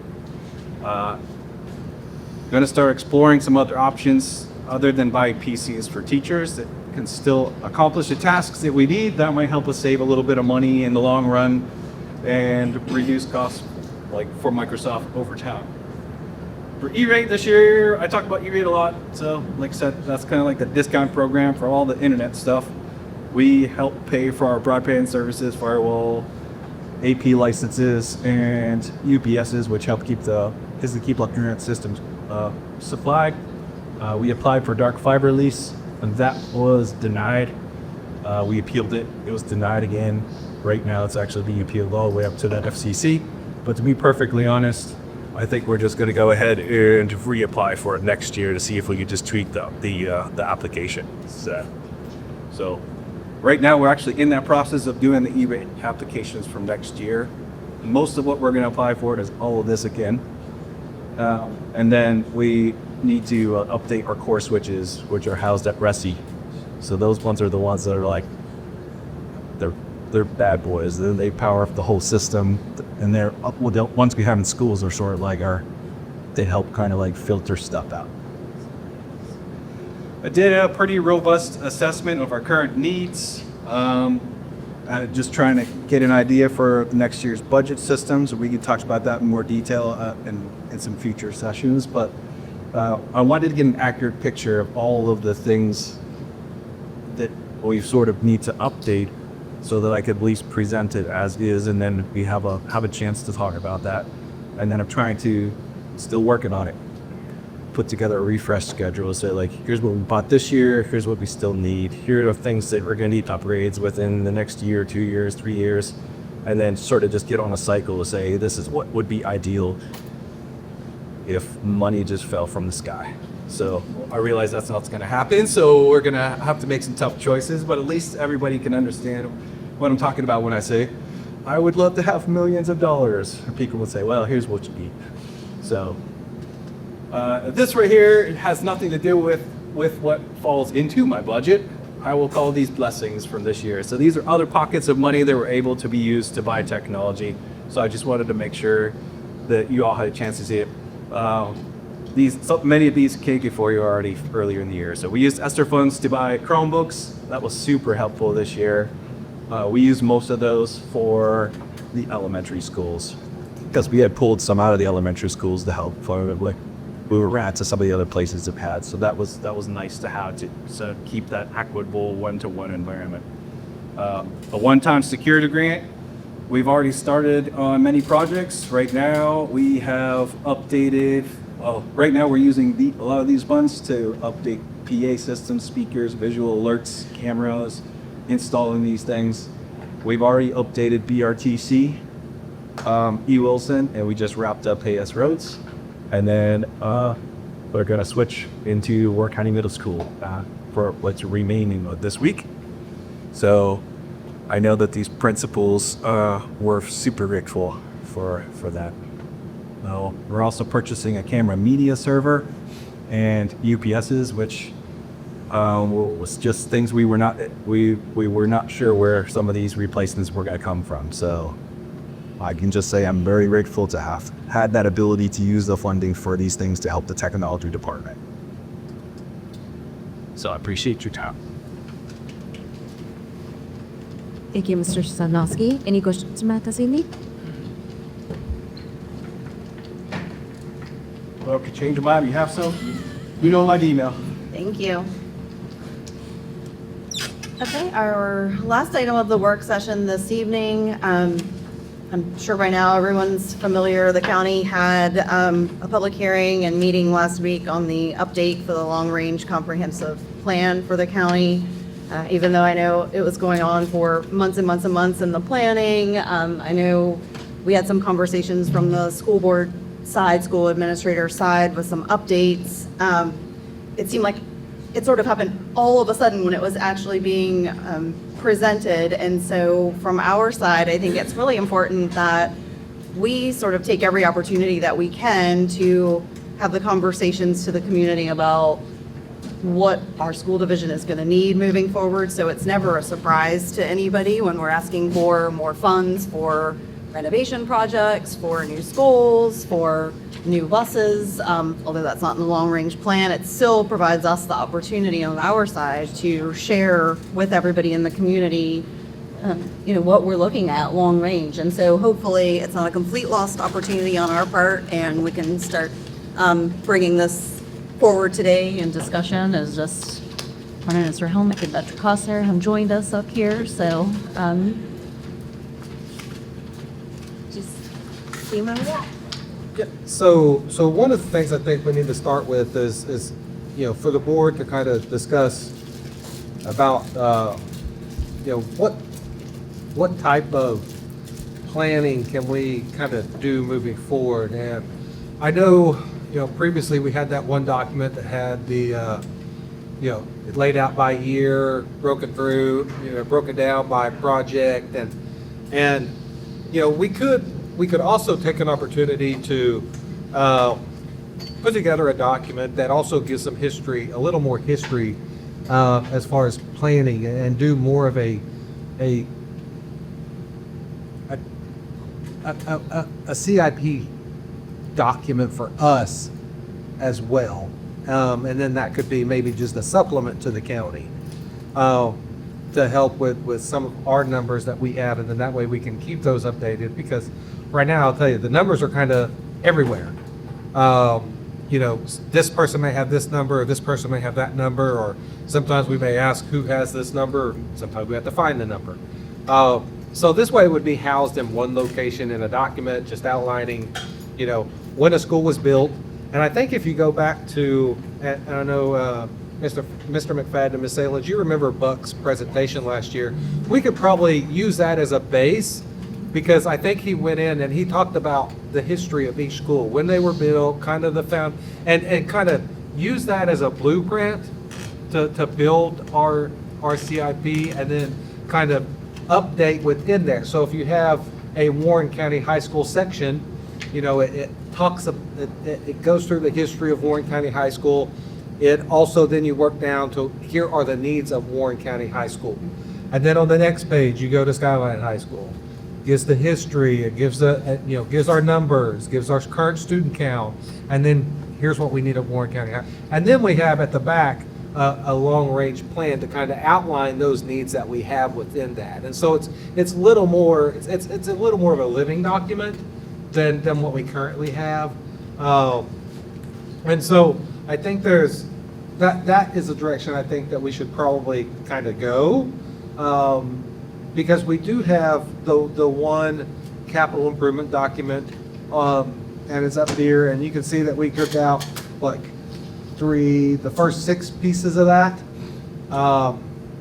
document, as far as through our projects by using some ESSER funds and some carryover funds, and so we were able to knock out LFK renovation. We did the roof. We did the A&E for the HVAC at Blue Ridge Tech. We did the roof replacement at Blue Ridge Tech. We did the E. Wilson Morrison multipurpose. Then we still have that LFK and then E. Wilson. Those are all kind of tied together because you had the A&E one year, you had the construction, and so now as we move on down, you get into the cooling tower at Gilda, the auditorium control lighting. Then we get into the stage curtains. We don't need to do those right now. Brian's already taken care of those. So that's another one that we can mark off our list. So, some of those, here's the thing, as we kind of go through this, we look at things to try to make sure that we can get things done. So as we go through our processes, cost centers have been coming in and giving us their wish list or their list that they need as far as personnel, facilities. And then what we do with that is we go ahead and jump on top of that beforehand, because if it's something that maintenance can go ahead and get done, so Brian will get that list and then he'll go through and say what we can get done with the funds that we have so that we can knock those things out. So they don't become long-standing issues and get put on this list moving forward. That's, like I said, and this is just something that I always try to do. So one of my first projects I did when I came here was the roof at Skyline High School in the gym. I mean, that thing, from my understanding, had leaked for a very long time. From day one. From day one, built in 2007. And so it had leaked for that long. And so my first year here, we put a new roof on it, but then we worked with the contractor because we also found that there was a different way that water was getting in. But the thing is fixed now. I don't think we've had any leaks over there in a long time. So it's just doing the work and making sure that our buildings are up to date and that we have facilities that are nice, that are conducive to learning, that are safe.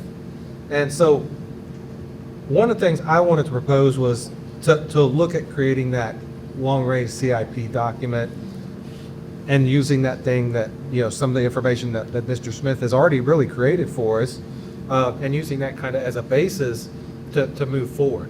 But I know we're also here tonight to talk about, what is on our plan, because as we go through our budget, we need to put documents forward or a number forward for next year's budget as far as for facilities.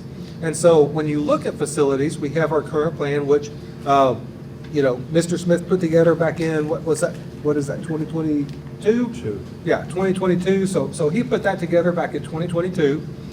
And so, we need to know, are there any adjustments, are there any changes that the board feels that they want to kind of make to the plan moving forward so that we can plan accordingly. And now I know earlier there were questions about how much money do we have left from the building projects. So I'm going to talk one real quick. I'll just hand this out to you. I'll give you guys that. Thanks, sir. So we've been working, as I stated earlier, with Ms. Scott to try to figure out what's in there. So these are just our numbers. So again, Ms. Scott has to work on this to see from the county side. I did share this with my budget committee last night. But according to our initial calculations, and again, these are just our initial calculation. If you look down at the bottom under available balance, you can see from the LFA project, it looks like there's $1.6 million. that was not spent from the categories allocated. Now, the reason that we need her to look at it is when you look at basically that yellow category, where the funds are coming from. So some of that's county money, some of that school carryover money, but you can see we had the ESSER 2, ESSER 3, we had the HVAC ARP. Those were all federal grants. So when you look at this project, there's $7-8 million in federal grants right there. Then you have the school construction fund, school construction grant for another like $2 million there. So, a lot of those funds came from those grants and from federal programs. So when we get down here to where you see county, CIP, contingency fund, those are the funds that, we have to get with the county on to kind of see where they're at, see if that number, what we're seeing is true. Now, if that number is true, then yes, we could tackle some other projects if we have this, this funding of 1.6 million available. Now, of course, that is contingent upon Board of Supervisor approval to use that fund, to use those funds for that purpose. So, that would have to go for them, but we want to see what the number true, is. This just gives you a rough estimate of kind of what we saw. When you look at the E. Wilson project, that number, excuse me, that number is about available balance of 45,000. So I'll share this one with you too. I'll let you pass it down this time, if that's all right.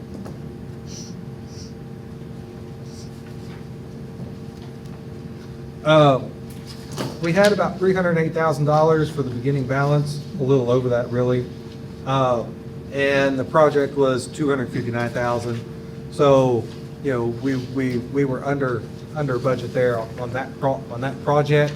So, you take the 50,000 from the E. Wilson, the 1.6 that we're seeing kind of right now from the LFK project, and that is, you're setting up just shy of 1.7 million. Now, also at the same point in time, we had still, and this doesn't affect us, in our facilities budget this year, we have 1.3 million allocated to us this year to kind of finish LFK, E. Wilson, to kind of close those out. Now, we have just closed those out, correct? I think we received our last payments for those. They're going to be paid out in December. And I know she gave me that document. Hope I did not. Leave that thing. We're going to have around, and Rob, you probably don't remember, but around $400,000 still available right now after we've paid out for LFK and E. Wilson. That's this year. So that means we would have $400,000 that we could go ahead and do some things on and get going on some projects and some security upgrades that we need to do right now. So like the cooling tower, the lights at Skyline, you'll see those at the December meeting because, we now know that we have about $400,000 this year still left in our facilities allocation. So we don't have to ask anyone for. Don't have to ask them for any of that. No, it's allocated to us and it's in our, it's there for us. So we do not have to request them to use that money. And so then we can go ahead and. I feel like we've been talking about that since I've been. Yeah, we got word. Like, I feel like y'all's been, I would say, I remember that has been on the table since the day I skipped on the board, the 8 hour, yeah. Still we're on it. Right. So if you remember, a couple days it did get hot just a few months back. But Brian and his team, they had a fan up in there blowing air down, running water down it to try to get Like the air you've always cold. figured something out to make it extend. That's eventually just gonna probably. And so it is time to renovate that. So right now is when you have to do it, in the wintertime. We shut down, we turn to heat. So this is when we need to go ahead and approve that at the next meeting. And there's only one company that does the reverse. And so we only have one and it's $38,000 or 39,000, but there's only that one company that does the refurb. So we won't have multiple quotes for that because they're, it's a sole source really. We did get the other quotes for the lighting at Skyline High School as required by policy. And so that's why you'll see that next month. And then we can start doing those. And then tonight, when we go into executive session, we talk about some of our security concerns with some projects that we need to have. We can utilize a lot of these funds to help even address some of those things too, for safety and security. But we do have that availability right now.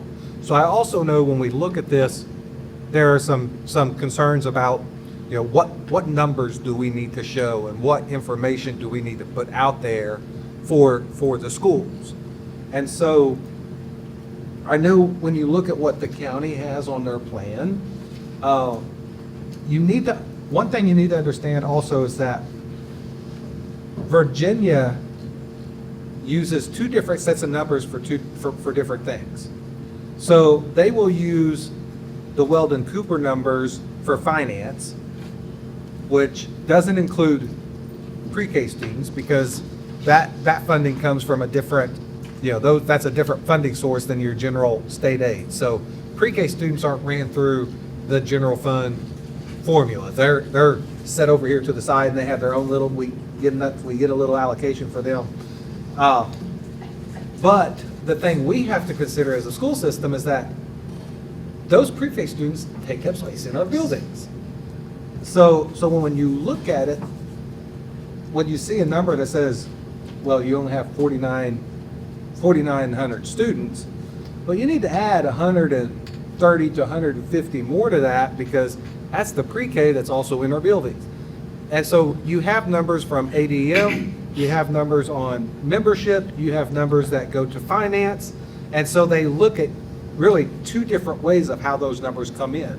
For us, I think we need to show how many students are actually in the building. It's not what we're getting funded on, because that's a totally different thing. That comes off of our operation, that's our budgeting. But we need to know how many people are physically in that building. And so when you look at that, I'll share this sheet with you too. So this comes from the report that Ms. Himes does on, what is it? Well, we always called it our October 1st count back then, but it's September 30th count here. And so you can see those numbers right now. It shows that we're at 5,027. That's how many students that are in our buildings as of September 30th, according to Power School. So what did we budget on? We budgeted on 4,998. Is that correct, Rob? 4,998? That's what we budgeted for, right? Yes. Yes.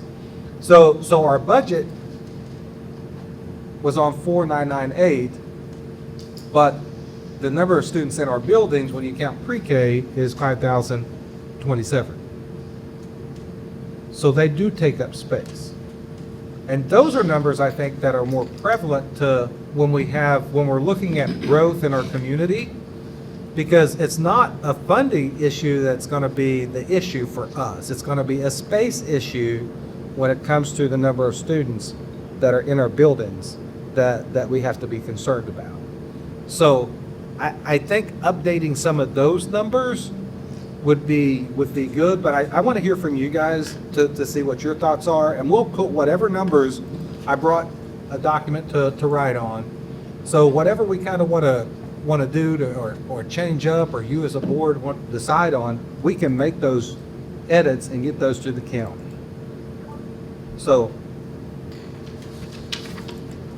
well, I think coming back to your first part, having the working document for ourselves is going to be so helpful moving forward, because then each time we bring it up at a work session, whether it's quarterly or twice a year or whatever it is, it's not going to, again, be a surprise to anybody when we know all of a sudden, with this cooling tower we've been talking about for 5 years is going to get actually refurbished now. But that's a small scale compared to some of the much larger projects that are going to be in the future. So I think that's going to be really helpful. And then hopefully our ultimate goal would be to have some sort of fund available, just like we already have that 400,000 that we now know is already allocated to us, to say, okay, well, this is already in Warren County Public School funds, and we have this list, so we know as a board, we're gonna start checking off what these projects are without having to go back and forth every single time we need to do some of those projects. And that what makes it, yeah, this way it's more efficient. And I mean, yeah, you are the stewards of the school district money, of the funds that are allocated to the school. And so once those are allocated, you as a board should be able to spend those in the manner that you deem fit for school projects or processes, whatever it is that we need to moving forward with our facilities. But we have around $400 and some odd thousand, give or take there, that we can use this year. And I do want to get some things done. With the living document, which I kind of loved that idea, and Bob did put together a great presentation, yeah. Can we keep on that document the history of the major renovations? Because one of the things that's come up that I learned about through this cooling tower, which Mr. Helmick has saved us a fortune on being able to refurbish this instead of replace it.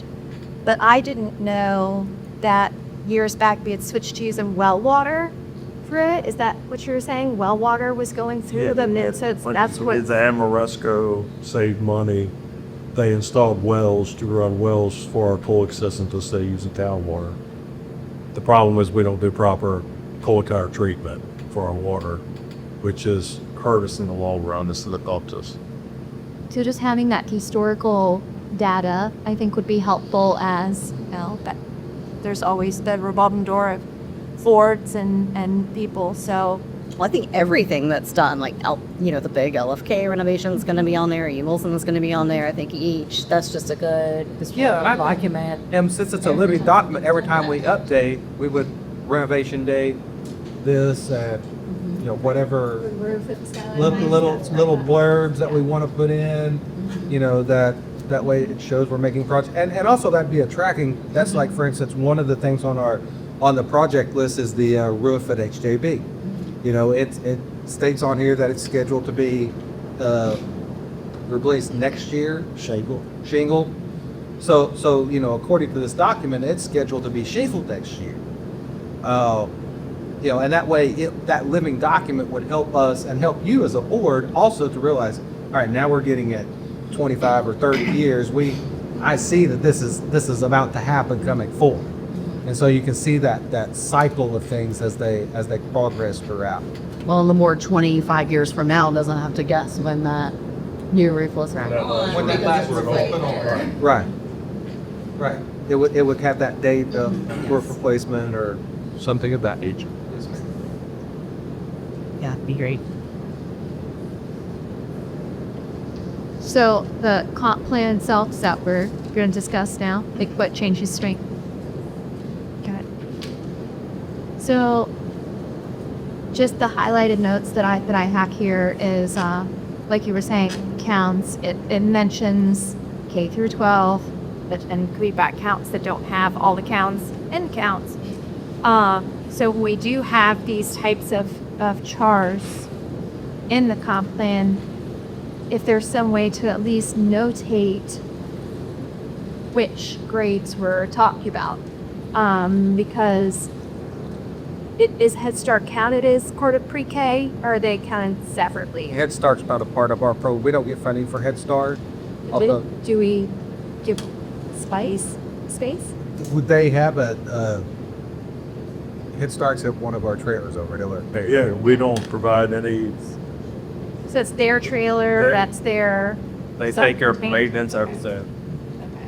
But the pre-K numbers would be, because Pre-K is There's pre-K. space. We do take care, yes. Okay. And then, what about programs like the Elements program, which I know it's not on site anymore, but as we get further into this document and they start listing all of the other educational opportunities available, I feel like those should be recognized. mentioned. So they should be included in our memory here. They are included in our They should be, yeah. Okay. At the high schools. Yes. For which they are. Okay. Relevant. Very good. Okay. Yep.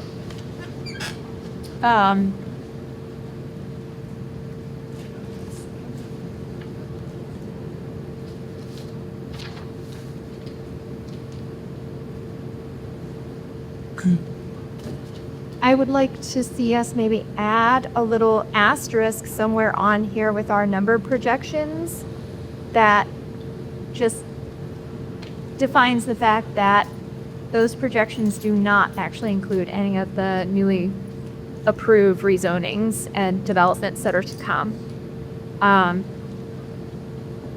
Because I think that maybe, I think that's very, I think it's vital, really, to consider. And if there's any way for us to track that, does the town notify you guys for their new rezonings, like what the projections are, that you can keep that number kind of in the back of your head now? I mean, they will give us, like on the last one, I think they said there's going to be like 13 students or something. Yeah, which I still disagree with that format. Right. So we do get those numbers, but if you go off of that number, Well, and anyways, yeah, I know you can't document it until they're actually built, but just keeping aside tally up, okay, we approved this development that they're saying there's going to be an extra 13 students, even though really it wasn't an extra 13 students because they had the by right students. So you have the by right student. Do you know what I mean by right students? So when they do a rezoning, they say that the land is already zoned for X number of houses, and that X number of houses, that's their by right build, and those will produce this many students. But then if they want to increase the density, the only students that are proffered for are the students that exceed that by right. But we're still going to have to accommodate the by right students and the extra 13 students. So we kind of have to keep that in the back of our mind that really it's not going to just be 13 extra students. It's going to be, what they say, 88 extra students, something like that. Yeah. Something. So I will say whatever numbers they give us, I mean, we would have those numbers because I will say that Lauren does send us, we have this coming up, and here's the projected this or that, and that's when I will forward it to you guys as a board. And that's when I'll also forward it to Brian and Dr. Costner for them to start looking at, because I let them handle that side of things. So we would have, anytime they have somebody come in, we would have those numbers. So yeah, I mean, we could add a new category for just, for I think it this was perceptive. Yeah. To, as you're looking at this document, that people look at it and they say, oh, well, it's this many, but no, there's this many pending.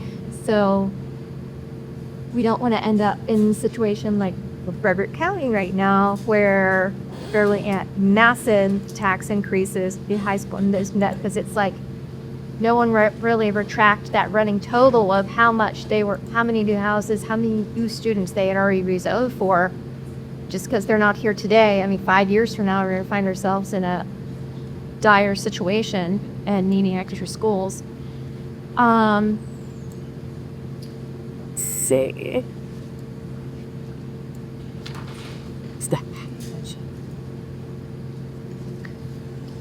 On page 130, it's just kind of listing off some of the renovations that were completed back all the way to 2007. As we talked about with adding into our living document, I think we could just update some of that just paragraph information to talk about, like, for instance, the completion of LMK. So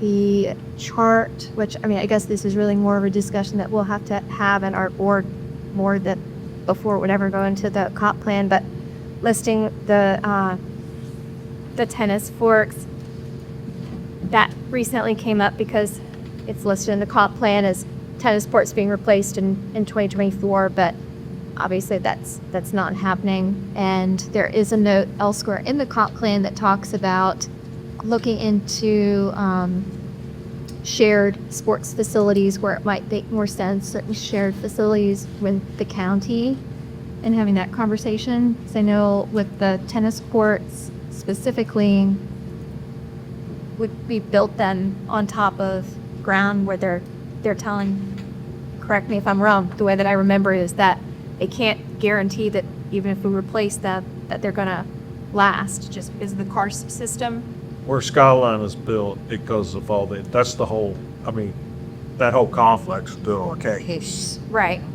So if we keep putting money in, we can keep replacing these tennis courts, but it's just not an ideal place for them to be. It's going to end up costing us a lot of money, so we may want to talk to the county about a different location and putting the money towards somewhere where they will last. Yeah, and you know, if you're going to do a shared, you're going to have to make sure that It's a written agreement. well, not just that, but you know, there's enough space there to accommodate both schools for practice, or you know, when they're not having events. And you know, for us, we want to add, you know, when we were looking at the tennis courts, you know, add those pickleball lines, because you know, that is a big thing in our community. You know, we want the community members to use the facility, so making sure that there's things of that nature put on there as well that'll better serve community members. But I will, you know, looking at numbers, I remember, and I looked it up earlier, that on our tennis teams, I think Skyline High School had 39 students on their tennis team. And I think Warren County had 20 or 35. Now that was last year's numbers. Those were numbers that I asked for back in April. So you're looking at 75 to 80 students there. But when you're, you know, the thing is also they need to be big enough. So I know it was mentioned, well, what about the tennis courts that were just renovated up at Devine, or was it Devine or Chimney Park? Both. They're both. Yeah, there's 2 courts, to my understanding, right? You can't host a tournament and get all your game, you know, you can't host matches at the school when you're doing singles, doubles. They're using all 8 courts, some, you know, at a time. So they, you know, whatever is done, it needs to be big enough to be able to handle those matches when other schools come in.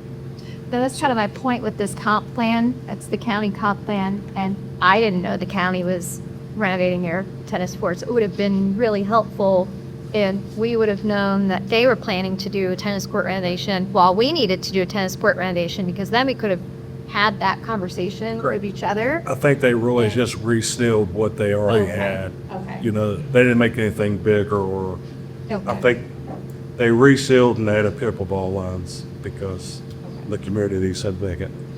And you know, I know, what was it, probably about 3 years ago, 2 years ago, we paid about $80,000 to put filler in those cracks. And those cracks have just grown. I had Dr. Costner go out, take me some pictures of the tennis court cracks.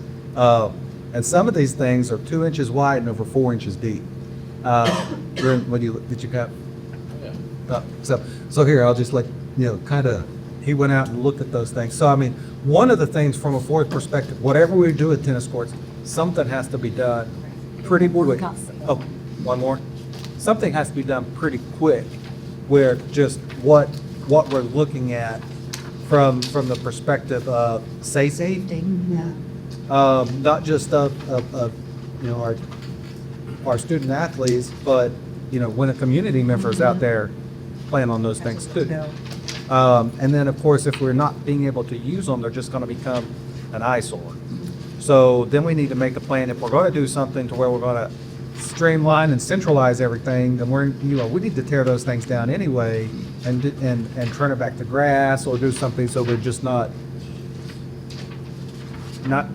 we've got to be concerned about the aesthetics of our of our facilities. And so if we're not going to have them there, we need to do away with the fencing and everything there. Is is the ground at Warren County High School? Like, would it be safe to say we could just combine all the efforts into Warren County High School? Well, I will say that after going back and talking to ATC about what they thought was going on at Skyline High School, they did say that if they would do a complete renovation, they could make sure that that didn't happen again. They have different type of packing and different type of layers that they use now that they didn't used to use that would keep that from happening. So they can get us a warranty. I don't know what kind of guarantee you're gonna get with that, you know, but that is what he told me in his sales pitch, which ATC is they're the elite, they do sports all over the country. And going back to what Dr. Mandra said about these cracks, it was over 100 and it lasted 6 months. In 6 months, it was gone Where had our students been from? Where did they play last year? Practice? on this. They still were on those? Yes. Now, they closed down some courts that were just too bad, and so they had to modify and lengthen their, so lengthen some of their matches because they had to do away with some courts that they just can't, when you're leveled like this, you can't go sliding across there. So they shut that court down and don't play on it. So it just takes more time to get through the thing. Yes, it's longer days of that. And it's not just only the cracks, the courts themselves, the screening on the courts are deteriorating so that it causes a sandy type film. We actually have to take over with leaf blowers and blow them off before they practice because it makes them so slick and they're shot. So, but one thing I would think, kind of like what you were talking about, and we talked about this with ADs, to saying, okay, if we could just renovate one school's tennis courts right now, and everybody used those tennis courts, they were in agreement with that. They said, yeah, as long as we could get a nice, safe place right now for our kids to play, we could do one shared, or try to work that out. And that was one of the things we talked about was, I know when we discussed, we talked about doing it at Warren County High School, as, those would be the ones that we would go ahead and replace, and then Skyline High School could hold their matches over at Warren County High School, but, and we'd just have to work it out. But, then you're still talking about a place to practice and things of that nature. It's going to be, if these courts still continue to be unsafe, there's probably some things they can still do on those courts, but I'm telling you, as far as from a liability standpoint, we've got to be careful what we're putting on and how we're having our athletes, our students go out there on those courts. But I'm all for, and we talked about that with ADs, about just redoing 8 courts at one school right now to be a kind of a Band-Aid to help us to figure something out. But those, that, and as you see in some of those pictures, those cracks go all the way across. And as you can see I was actually amazed. I mean, I went out there and looked at them, but I didn't walk out on them. But when Dr. Costa stuck the ruler down there and you can see that one goes down 4 inches, they're like. But that was at Warren County High School, so is that just the life expectancy then of the court, I guess? And they've got to be. Every season, they're just they're getting bad. It's happening fast. And then, of course, as winter comes, you're going to get freeze. It's going to continue to expand. And so a couple years back when I met ATC the first time, they gave us a price to crack fill again. It was right, it didn't work, or pool renovation. This last time when I brought it back out to update, because I knew the price would be different, they said they won't even crack fill now. So it's beyond that. Yeah, it's beyond that. So I know we had those projects. Then if you look at the other projects that we have on there, we've got the cooling tower, we've got the auditorium controls. Brian has been kind of working through those, and he's got 5 of the schools taken care of. We've got 5 we still need to do. Like I said, he's already done the stage curtains. Then you have the tennis courts there. Let's see here. The HVAC replacement at Blue Ridge Tech, that was slated at about $1.5 million. We did the A&E, we redid the roof, so now, that would be the replacement there.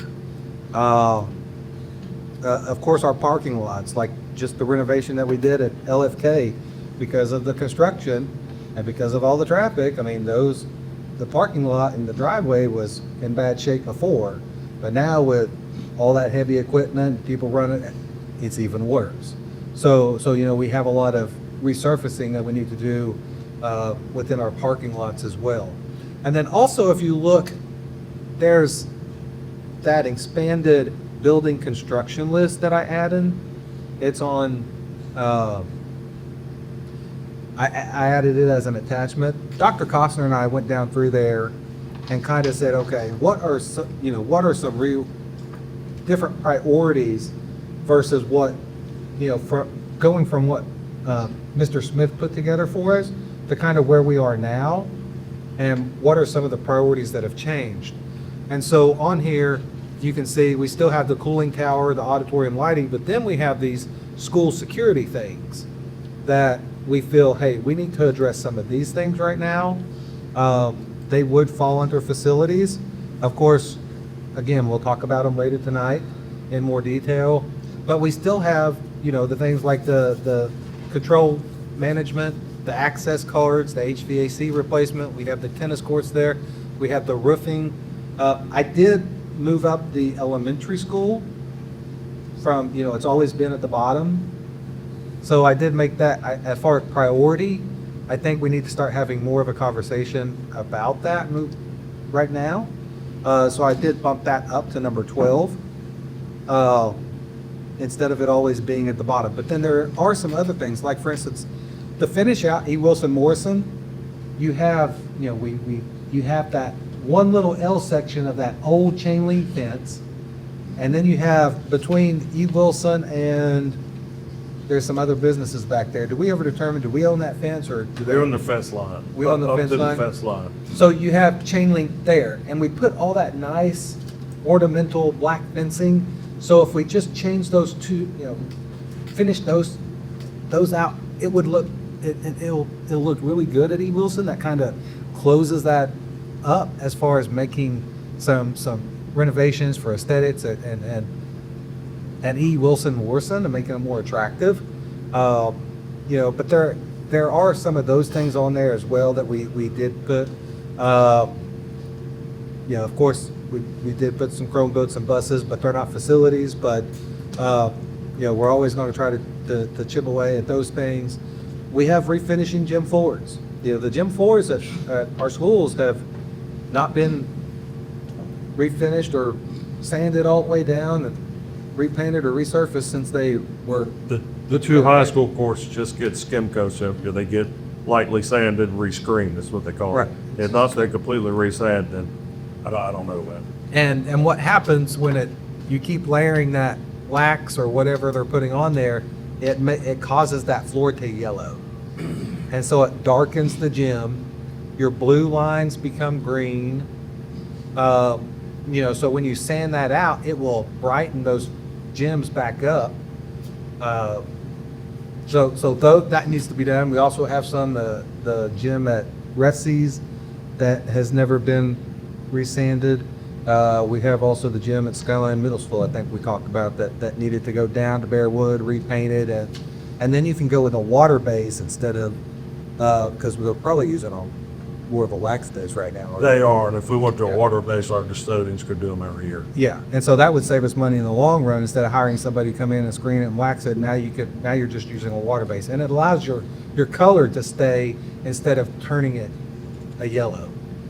So there's also a benefit to that too on down the road.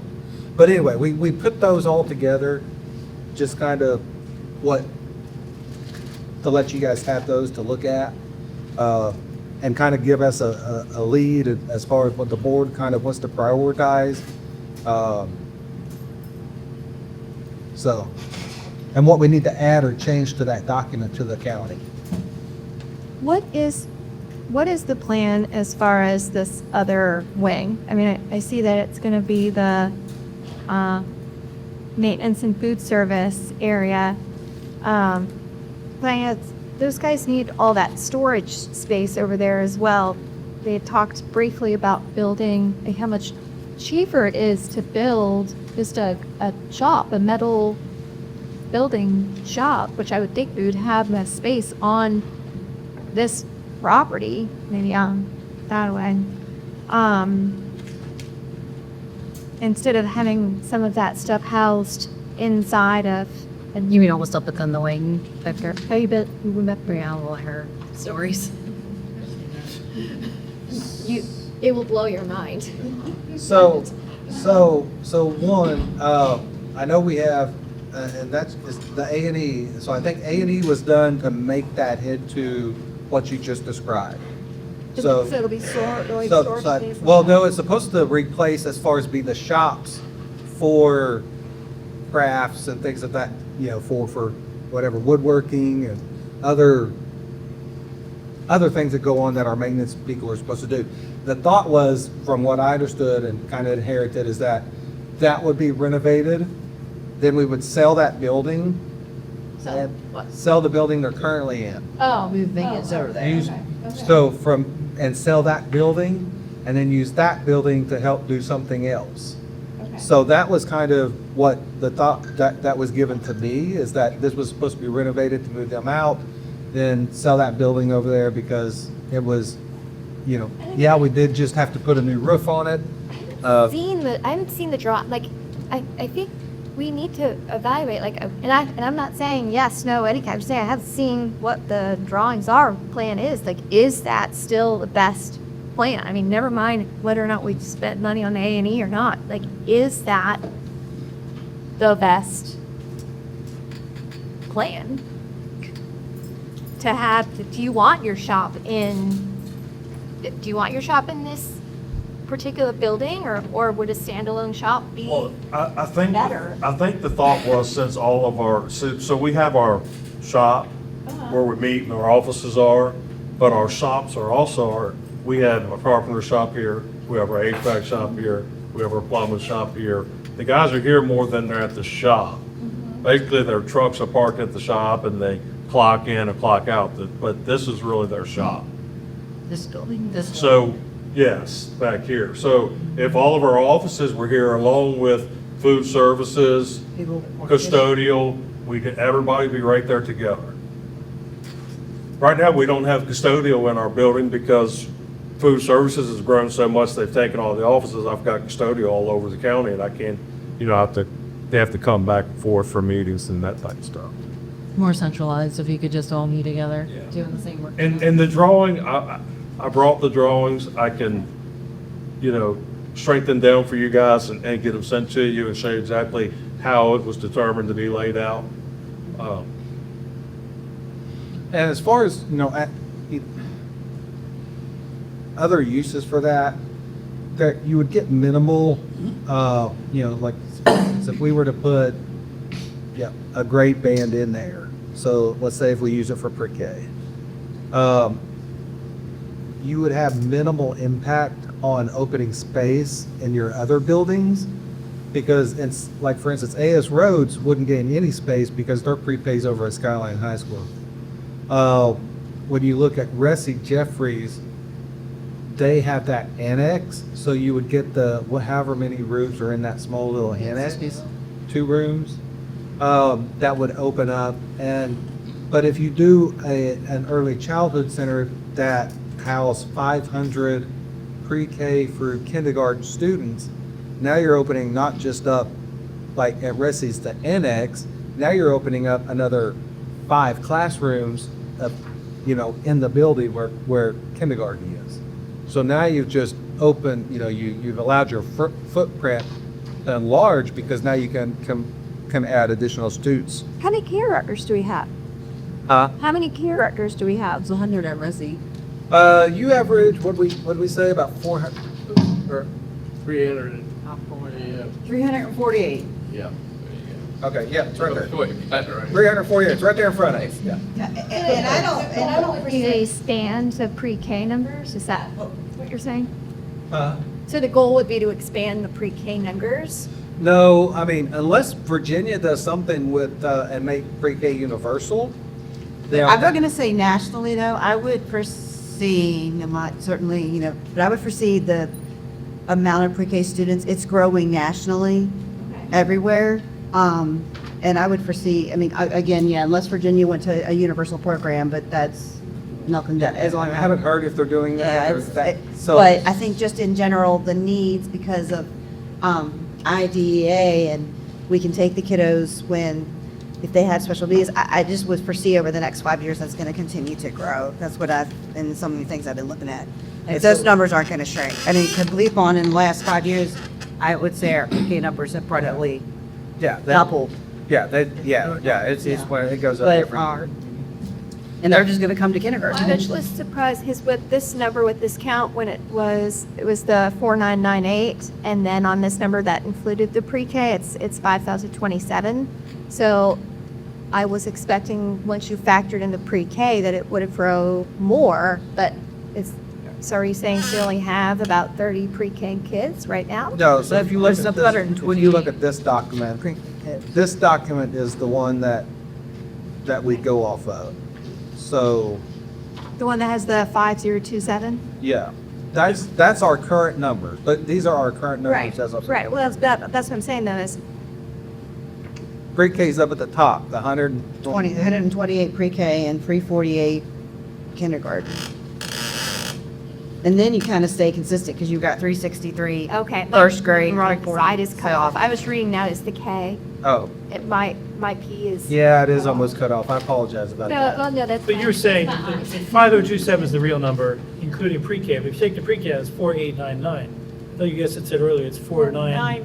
That's what we budgeted for. Oh. 4998 is what we budgeted. Right, so there's a difference between what we budgeted for and what actually made and we did talk about that a little bit last night at our budget meeting concerning that our numbers we're seeing are a little lower right now than we were projecting, but we will use that March number will be our final number. So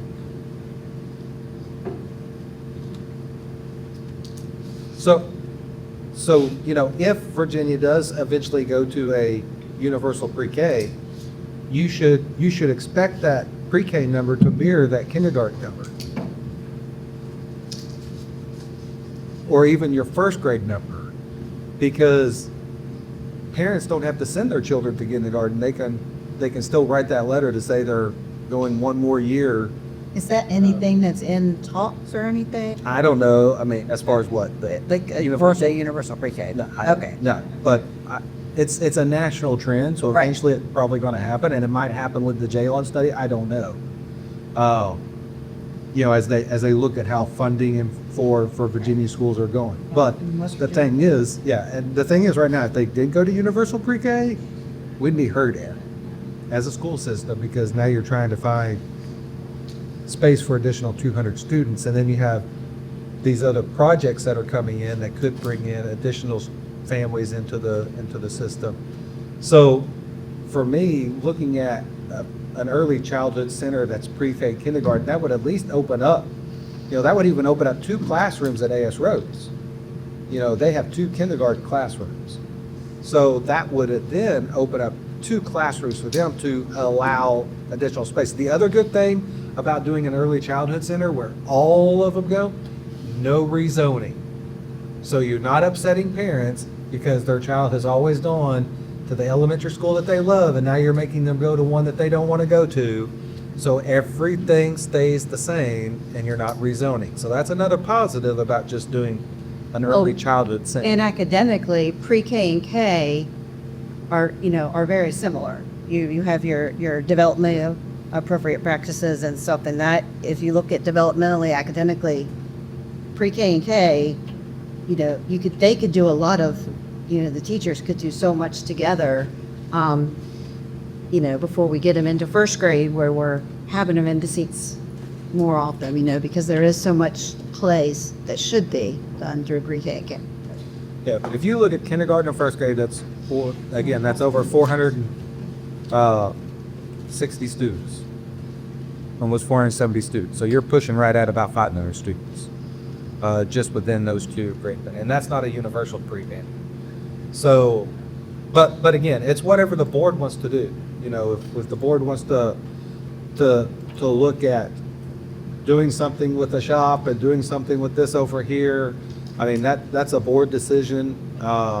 You know, I'll give my recommendations, but again, it comes down to what the board decides.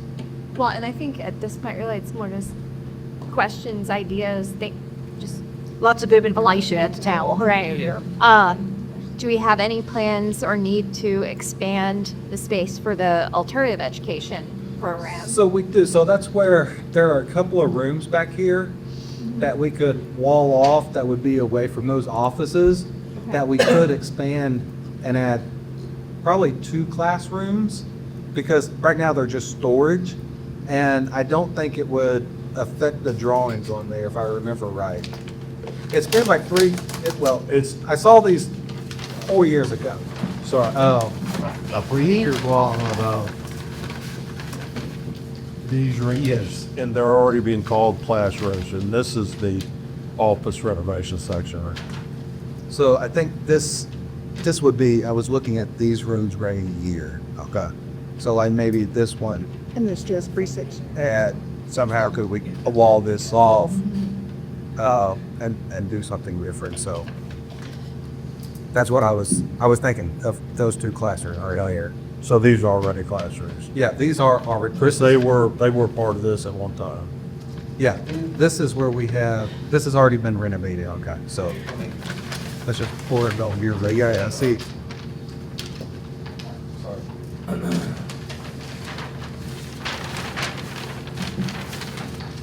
Sure.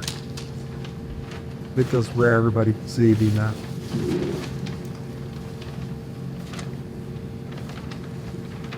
So these are already done classrooms. So this is what we have gained right here.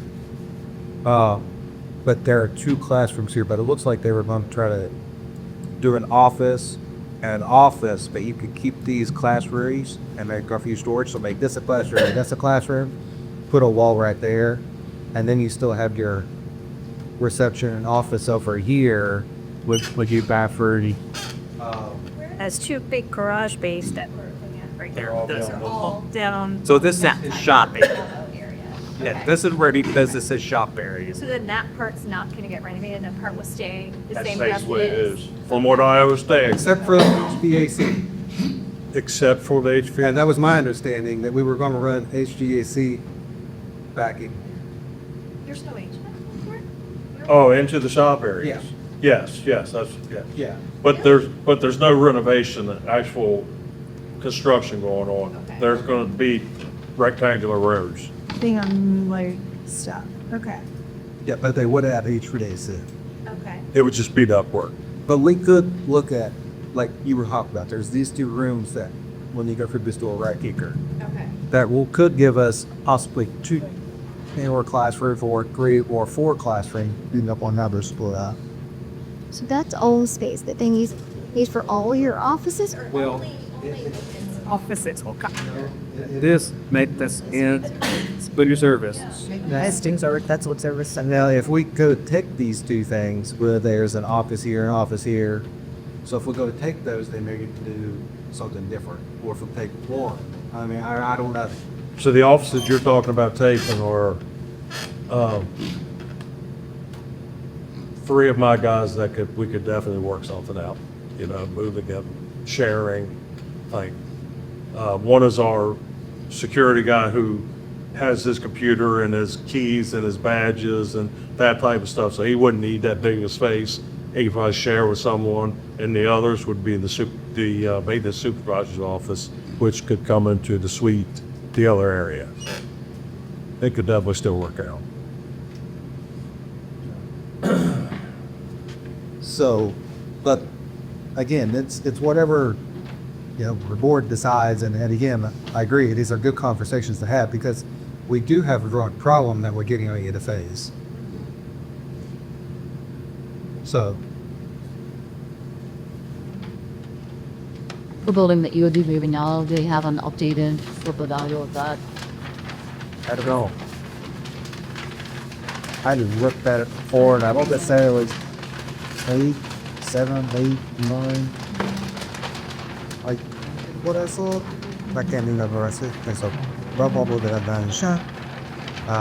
But when the board does something like that, it sells a piece of property, of course, that's when you as a board would have to approve the sell it, but then you have to request the county to get the proceeds from the sale. Vape shops.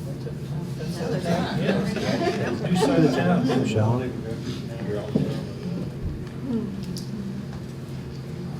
So, all right, so right now, what I have on here is to update some of our programs that we have.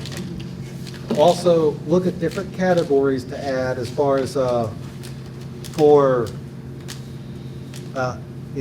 buy rights or whatever information we receive from maybe the town or the county for new projections as far as what we may have. So if it's 80 students or 13 students or whatever for this project or that project, like for instance, adding on the apartments that we're discussing at Resi. So have we ever landed on what number that finally is that they're saying is gonna possibly be? 90 apartments, but, so this is on other things why I wanted to get the formulas worked out. Just looking at how some of the other localities have their formulas, they have them, the formulas online on their proffer sheet, so that any developer is looking to do any type of rezoning, they see the printout of what is expected, and it's not a Weldon Cooper yield. It's usually based off of, they have different assessments. It's a single family home. It's, the formula is typically number of bedrooms minus 1. That's the number of children. Then they, I guess, use the Weldon Cooper data to determine ages, estimations of some sort. But that house has the potential of having that many kids or more. I mean, we have a lot of families that have in 2 kids per room. If they're looking at an apartment complex, they would look at, it's a 2-bedroom apartment. You know, it's not really necessarily the same as 2 bedrooms minus 1. They have a different formula where a 2-bedroom apartment has the potential to produce 2 children. 3-bedroom apartment has, they look at those potentials. They have work for townhouses as well, or different square footages, and then from there they have the fiscal impact formula for calculation. Who manages these formulae? Is this the county or wherever it is, or the planning commission do it? Who should be managing it? We have in Fairfax, they have the liaison board where they've got the schools that meet with similar to what we just did, right? Where is it on what website is it? It wouldn't even someone to look for it. I sent the link. I can go to the link a while back. So I don't know what. So I had it's on. So the formulas are listed on the county website. The school puts it together, and they with the county they work together. They write these formulas, and then it's posted onto the county's website. So who in our county would we have to? Who do we have to connect with to make this thing happen? I don't know. But then honest with you, I don't know where their formulas came from originally or where ours didn't come from. Well, it just seems like we should have that conversation should happen. Figure out who the 2 of the people that should be in the room to talk about that, then have that meeting. Now that we have this joint board thing, it seems like that'll be the time that'll be sure the next thing in the agenda to figure out those numbers. Well, and I think, a lot of times for us, they will request numbers from us. So as long as we're making sure that our numbers are updated properly, and I know there's been some questions. I know first time around, the question was, well, is that $25 million really the true cost for a building? And I'll share this document with you. And I think I emailed this to everybody, so this is probably something that you've already reviewed. But it's where I took the number of years from when Mr. Smith first did his projection and updated the projection. And he did call he called a realtor at that time to see how much, I think it was 10 or 20, I think it was 15 to 20 acres would cost. Then he estimated, he thought to find out what the A&E would be, the construction and the FF&E. The only thing on there that you can't include, which is a totally different, that's operations, that would be the labor piece. And so if you take one of our schools that's probably about 600 students or 500 students, it would basically be almost the same labor cost that you'd have at one of those schools would be shifted to that school. Now, you would lose some of the labor cost in the others because you're taking some staff out if you're taking pre-K and K out. So, but you would have a slight increase in your labor cost. Now, if you're building a whole new elementary school, then you're doing a full new staff at 500 students or whatever that number may be. So that's additional there. But what I did here is just look at, and on our sheet, it projects it at being built in 2030.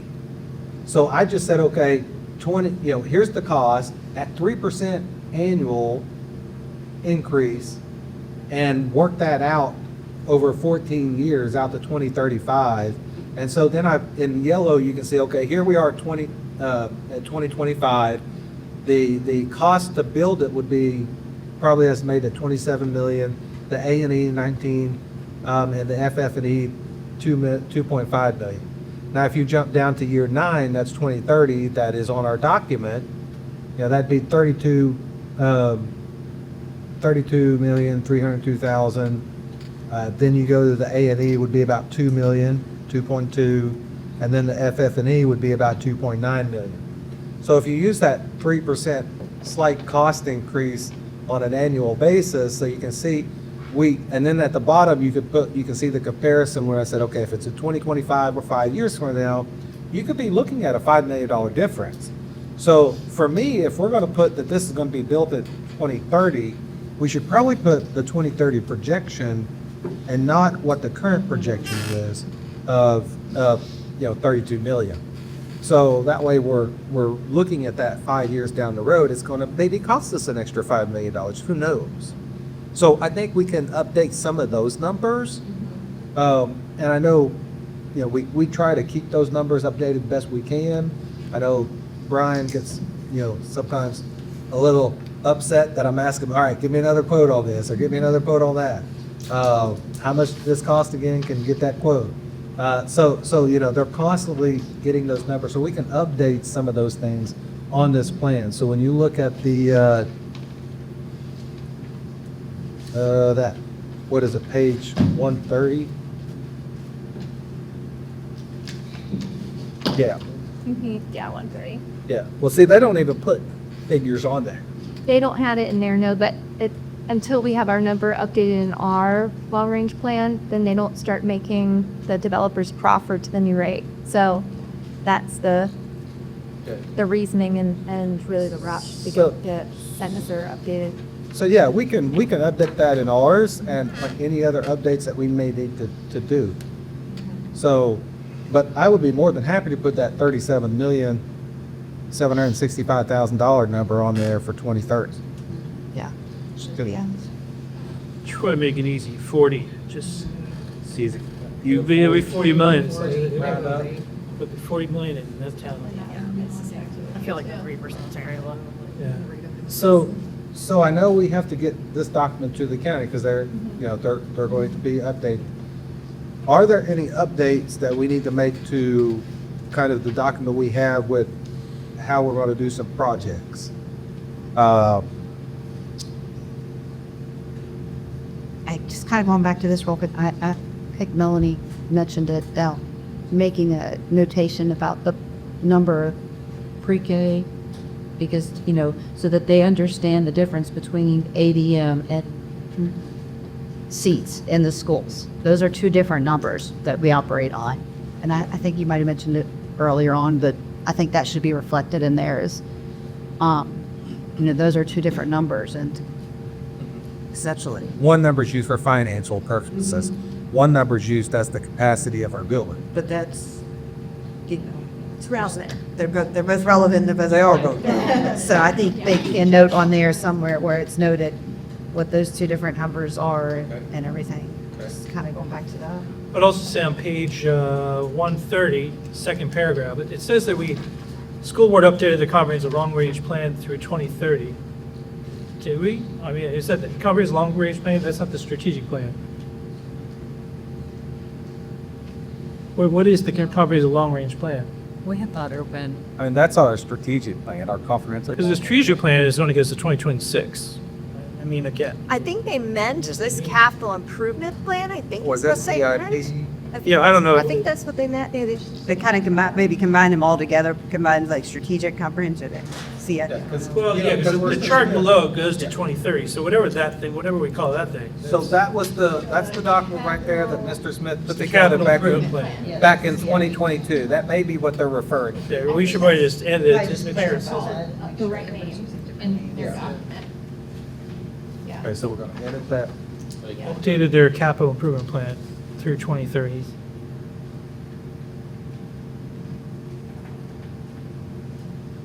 Yeah, but then they go on to describe it as. Oh, they do, Tom. So if you look at that, it says, Table 5.9, Appendix G, Conference of Long Range Plan. Then they say, Warren County Public Schools Capital Improvement Plan. So that is So it's probably just a, the strategic. yeah, that should probably just be, like you said, Capital Improvement Plan is 5.9. Oh. I don't think there is an Appendix G. Unless, I only think of L. I think Table 5 and 9 Yeah, is the capital improvement plan. So we can ask them about that. What is the difference between those two? Well, and what Appendix G actually is, so it's. Yeah, no, there were certain things that were mentioned, wasn't it, not actually added yet, yeah. And then Appendix G. And then page 132, where they detail the private schools in the county. Most of those counts have been updated as of fall 2023. I think I mentioned like Chelsea Academy is listed as being affiliated with the Dynamic Life, but Dynamic Life has its own school that's separate in addition to Chelsea. They're not affiliated with each other. So Dynamic Life's not even on here, is it? well, so it's Separate. listed I'm under agree is Chelsea, but it's not given its own. There are at least 4 other schools There, that are involved with Catholic Church in some manner that on all this stuff. So as far as the private schools, I don't know. Yeah. You know, and it's not, you know, I don't feel it's our responsibility to update information on the private. yeah, well, I think we should just let them know that it's wrong. Yeah, I mean, Take yeah. the torch to I mean, and a private school should be saying, hey, you've got this wrong. Yeah. I don't think they saw it. I mean, in all fairness, like, this was released and then, Or that we're not like, on there. 2 days later, right, exactly. Yeah, they had no idea that they weren't even on there. And I did think the same thing too, like, why should we as public school system be doing that? Right, the county needs to send that out to the private schools but now I do recognize that we should be aware of it because in situations like what's happening to Sterling School right now, we may have to suddenly absorb a lot of children. So what happens in private schools is certainly relevant. No, I'm not going to say it's not relevant because, you know, we want to be good partners with them. And I love to, you know, that's one of the things that we really try to push, is specifically at the high school levels of coming in and taking the dual enrollment courses, being a part-time student. So we want to be great partners with them, but I don't work for them. I work for the public school system. And so it's, No, to you're me, out to get the information. to me, Yeah. I don't even have that information. And, you know, and this is my 5th year being in Warren County, and I can't tell you all of the schools that are probably still in the county. Because, you know, I would have a short list of those that want to use Title I funds, but those will be the only ones that I'm aware of that would come and they do use some Title I funds. But other than that, I wouldn't know. Yeah, I was just saying we should just let them know, hey, look, this list is not complete, it's not accurate. Look into that more. Yeah, if you're going to get mad, it's just to say that we don't have anything to do with it, but just FYI, yes, they're not it. Yeah, you might want to think about it. Under the homeschooling section, they're listing like, is it Home Education Association of Virginia as if it's like a facility. I think they may have intended that to be Parth, which is a co-op, but it's not like, that's not an actual location in Warren County. It's at all. It's similar to HSLBA or Shimbia Mass. It's a membership, and they helped with our policy writing, which we certainly much appreciated, but it's not something to list in the Warren County comp plan. The reported homeschooling attendance, yes, we list what we as notice of intent homeschoolers number-wise represent, but should also include the religiously accepted students, because that adds to our numbers, which have those numbers to not, I know.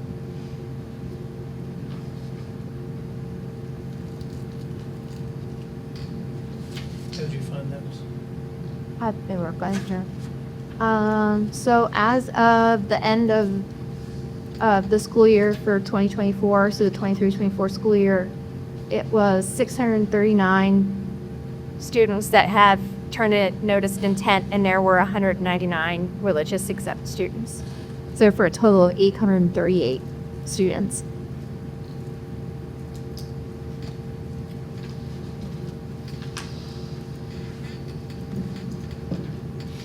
And you're wanting to, On page 133. 133. Yeah, I'm sorry. I turned the page, sorry. 133 at the very top, the final bullet point where it says Virginia Department of Education reported homeschool attendance as, and they list Yeah. 635 students, 23-24 academic year. Yeah. So I would like to see us account for the religiously exempt students as well, just so that we can, to say our children are division through. Did you say 638 instead of 635? 639, Yeah. for the homeschoolers. So as it was 639 that were homeschooling by way of notice of intent, and 199 that were religious exemption, for a total of 838 as at the end of the school year last year. And we can get, we'll have Chris and Tammy get those numbers and share. Yeah, okay. We could definitely update those for the current school year. Let's see. Brian talked about that stuff.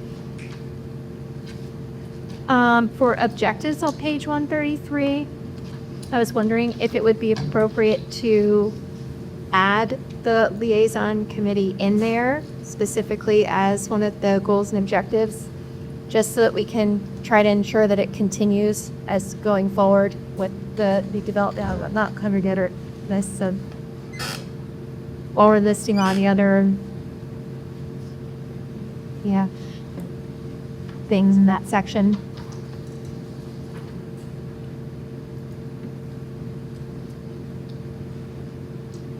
And then on page 134, with implementation, under they actually have a section here described as voluntary proffers. That might be a place where we can add the thing more detailed, but not. Formulas. Yeah, thank you.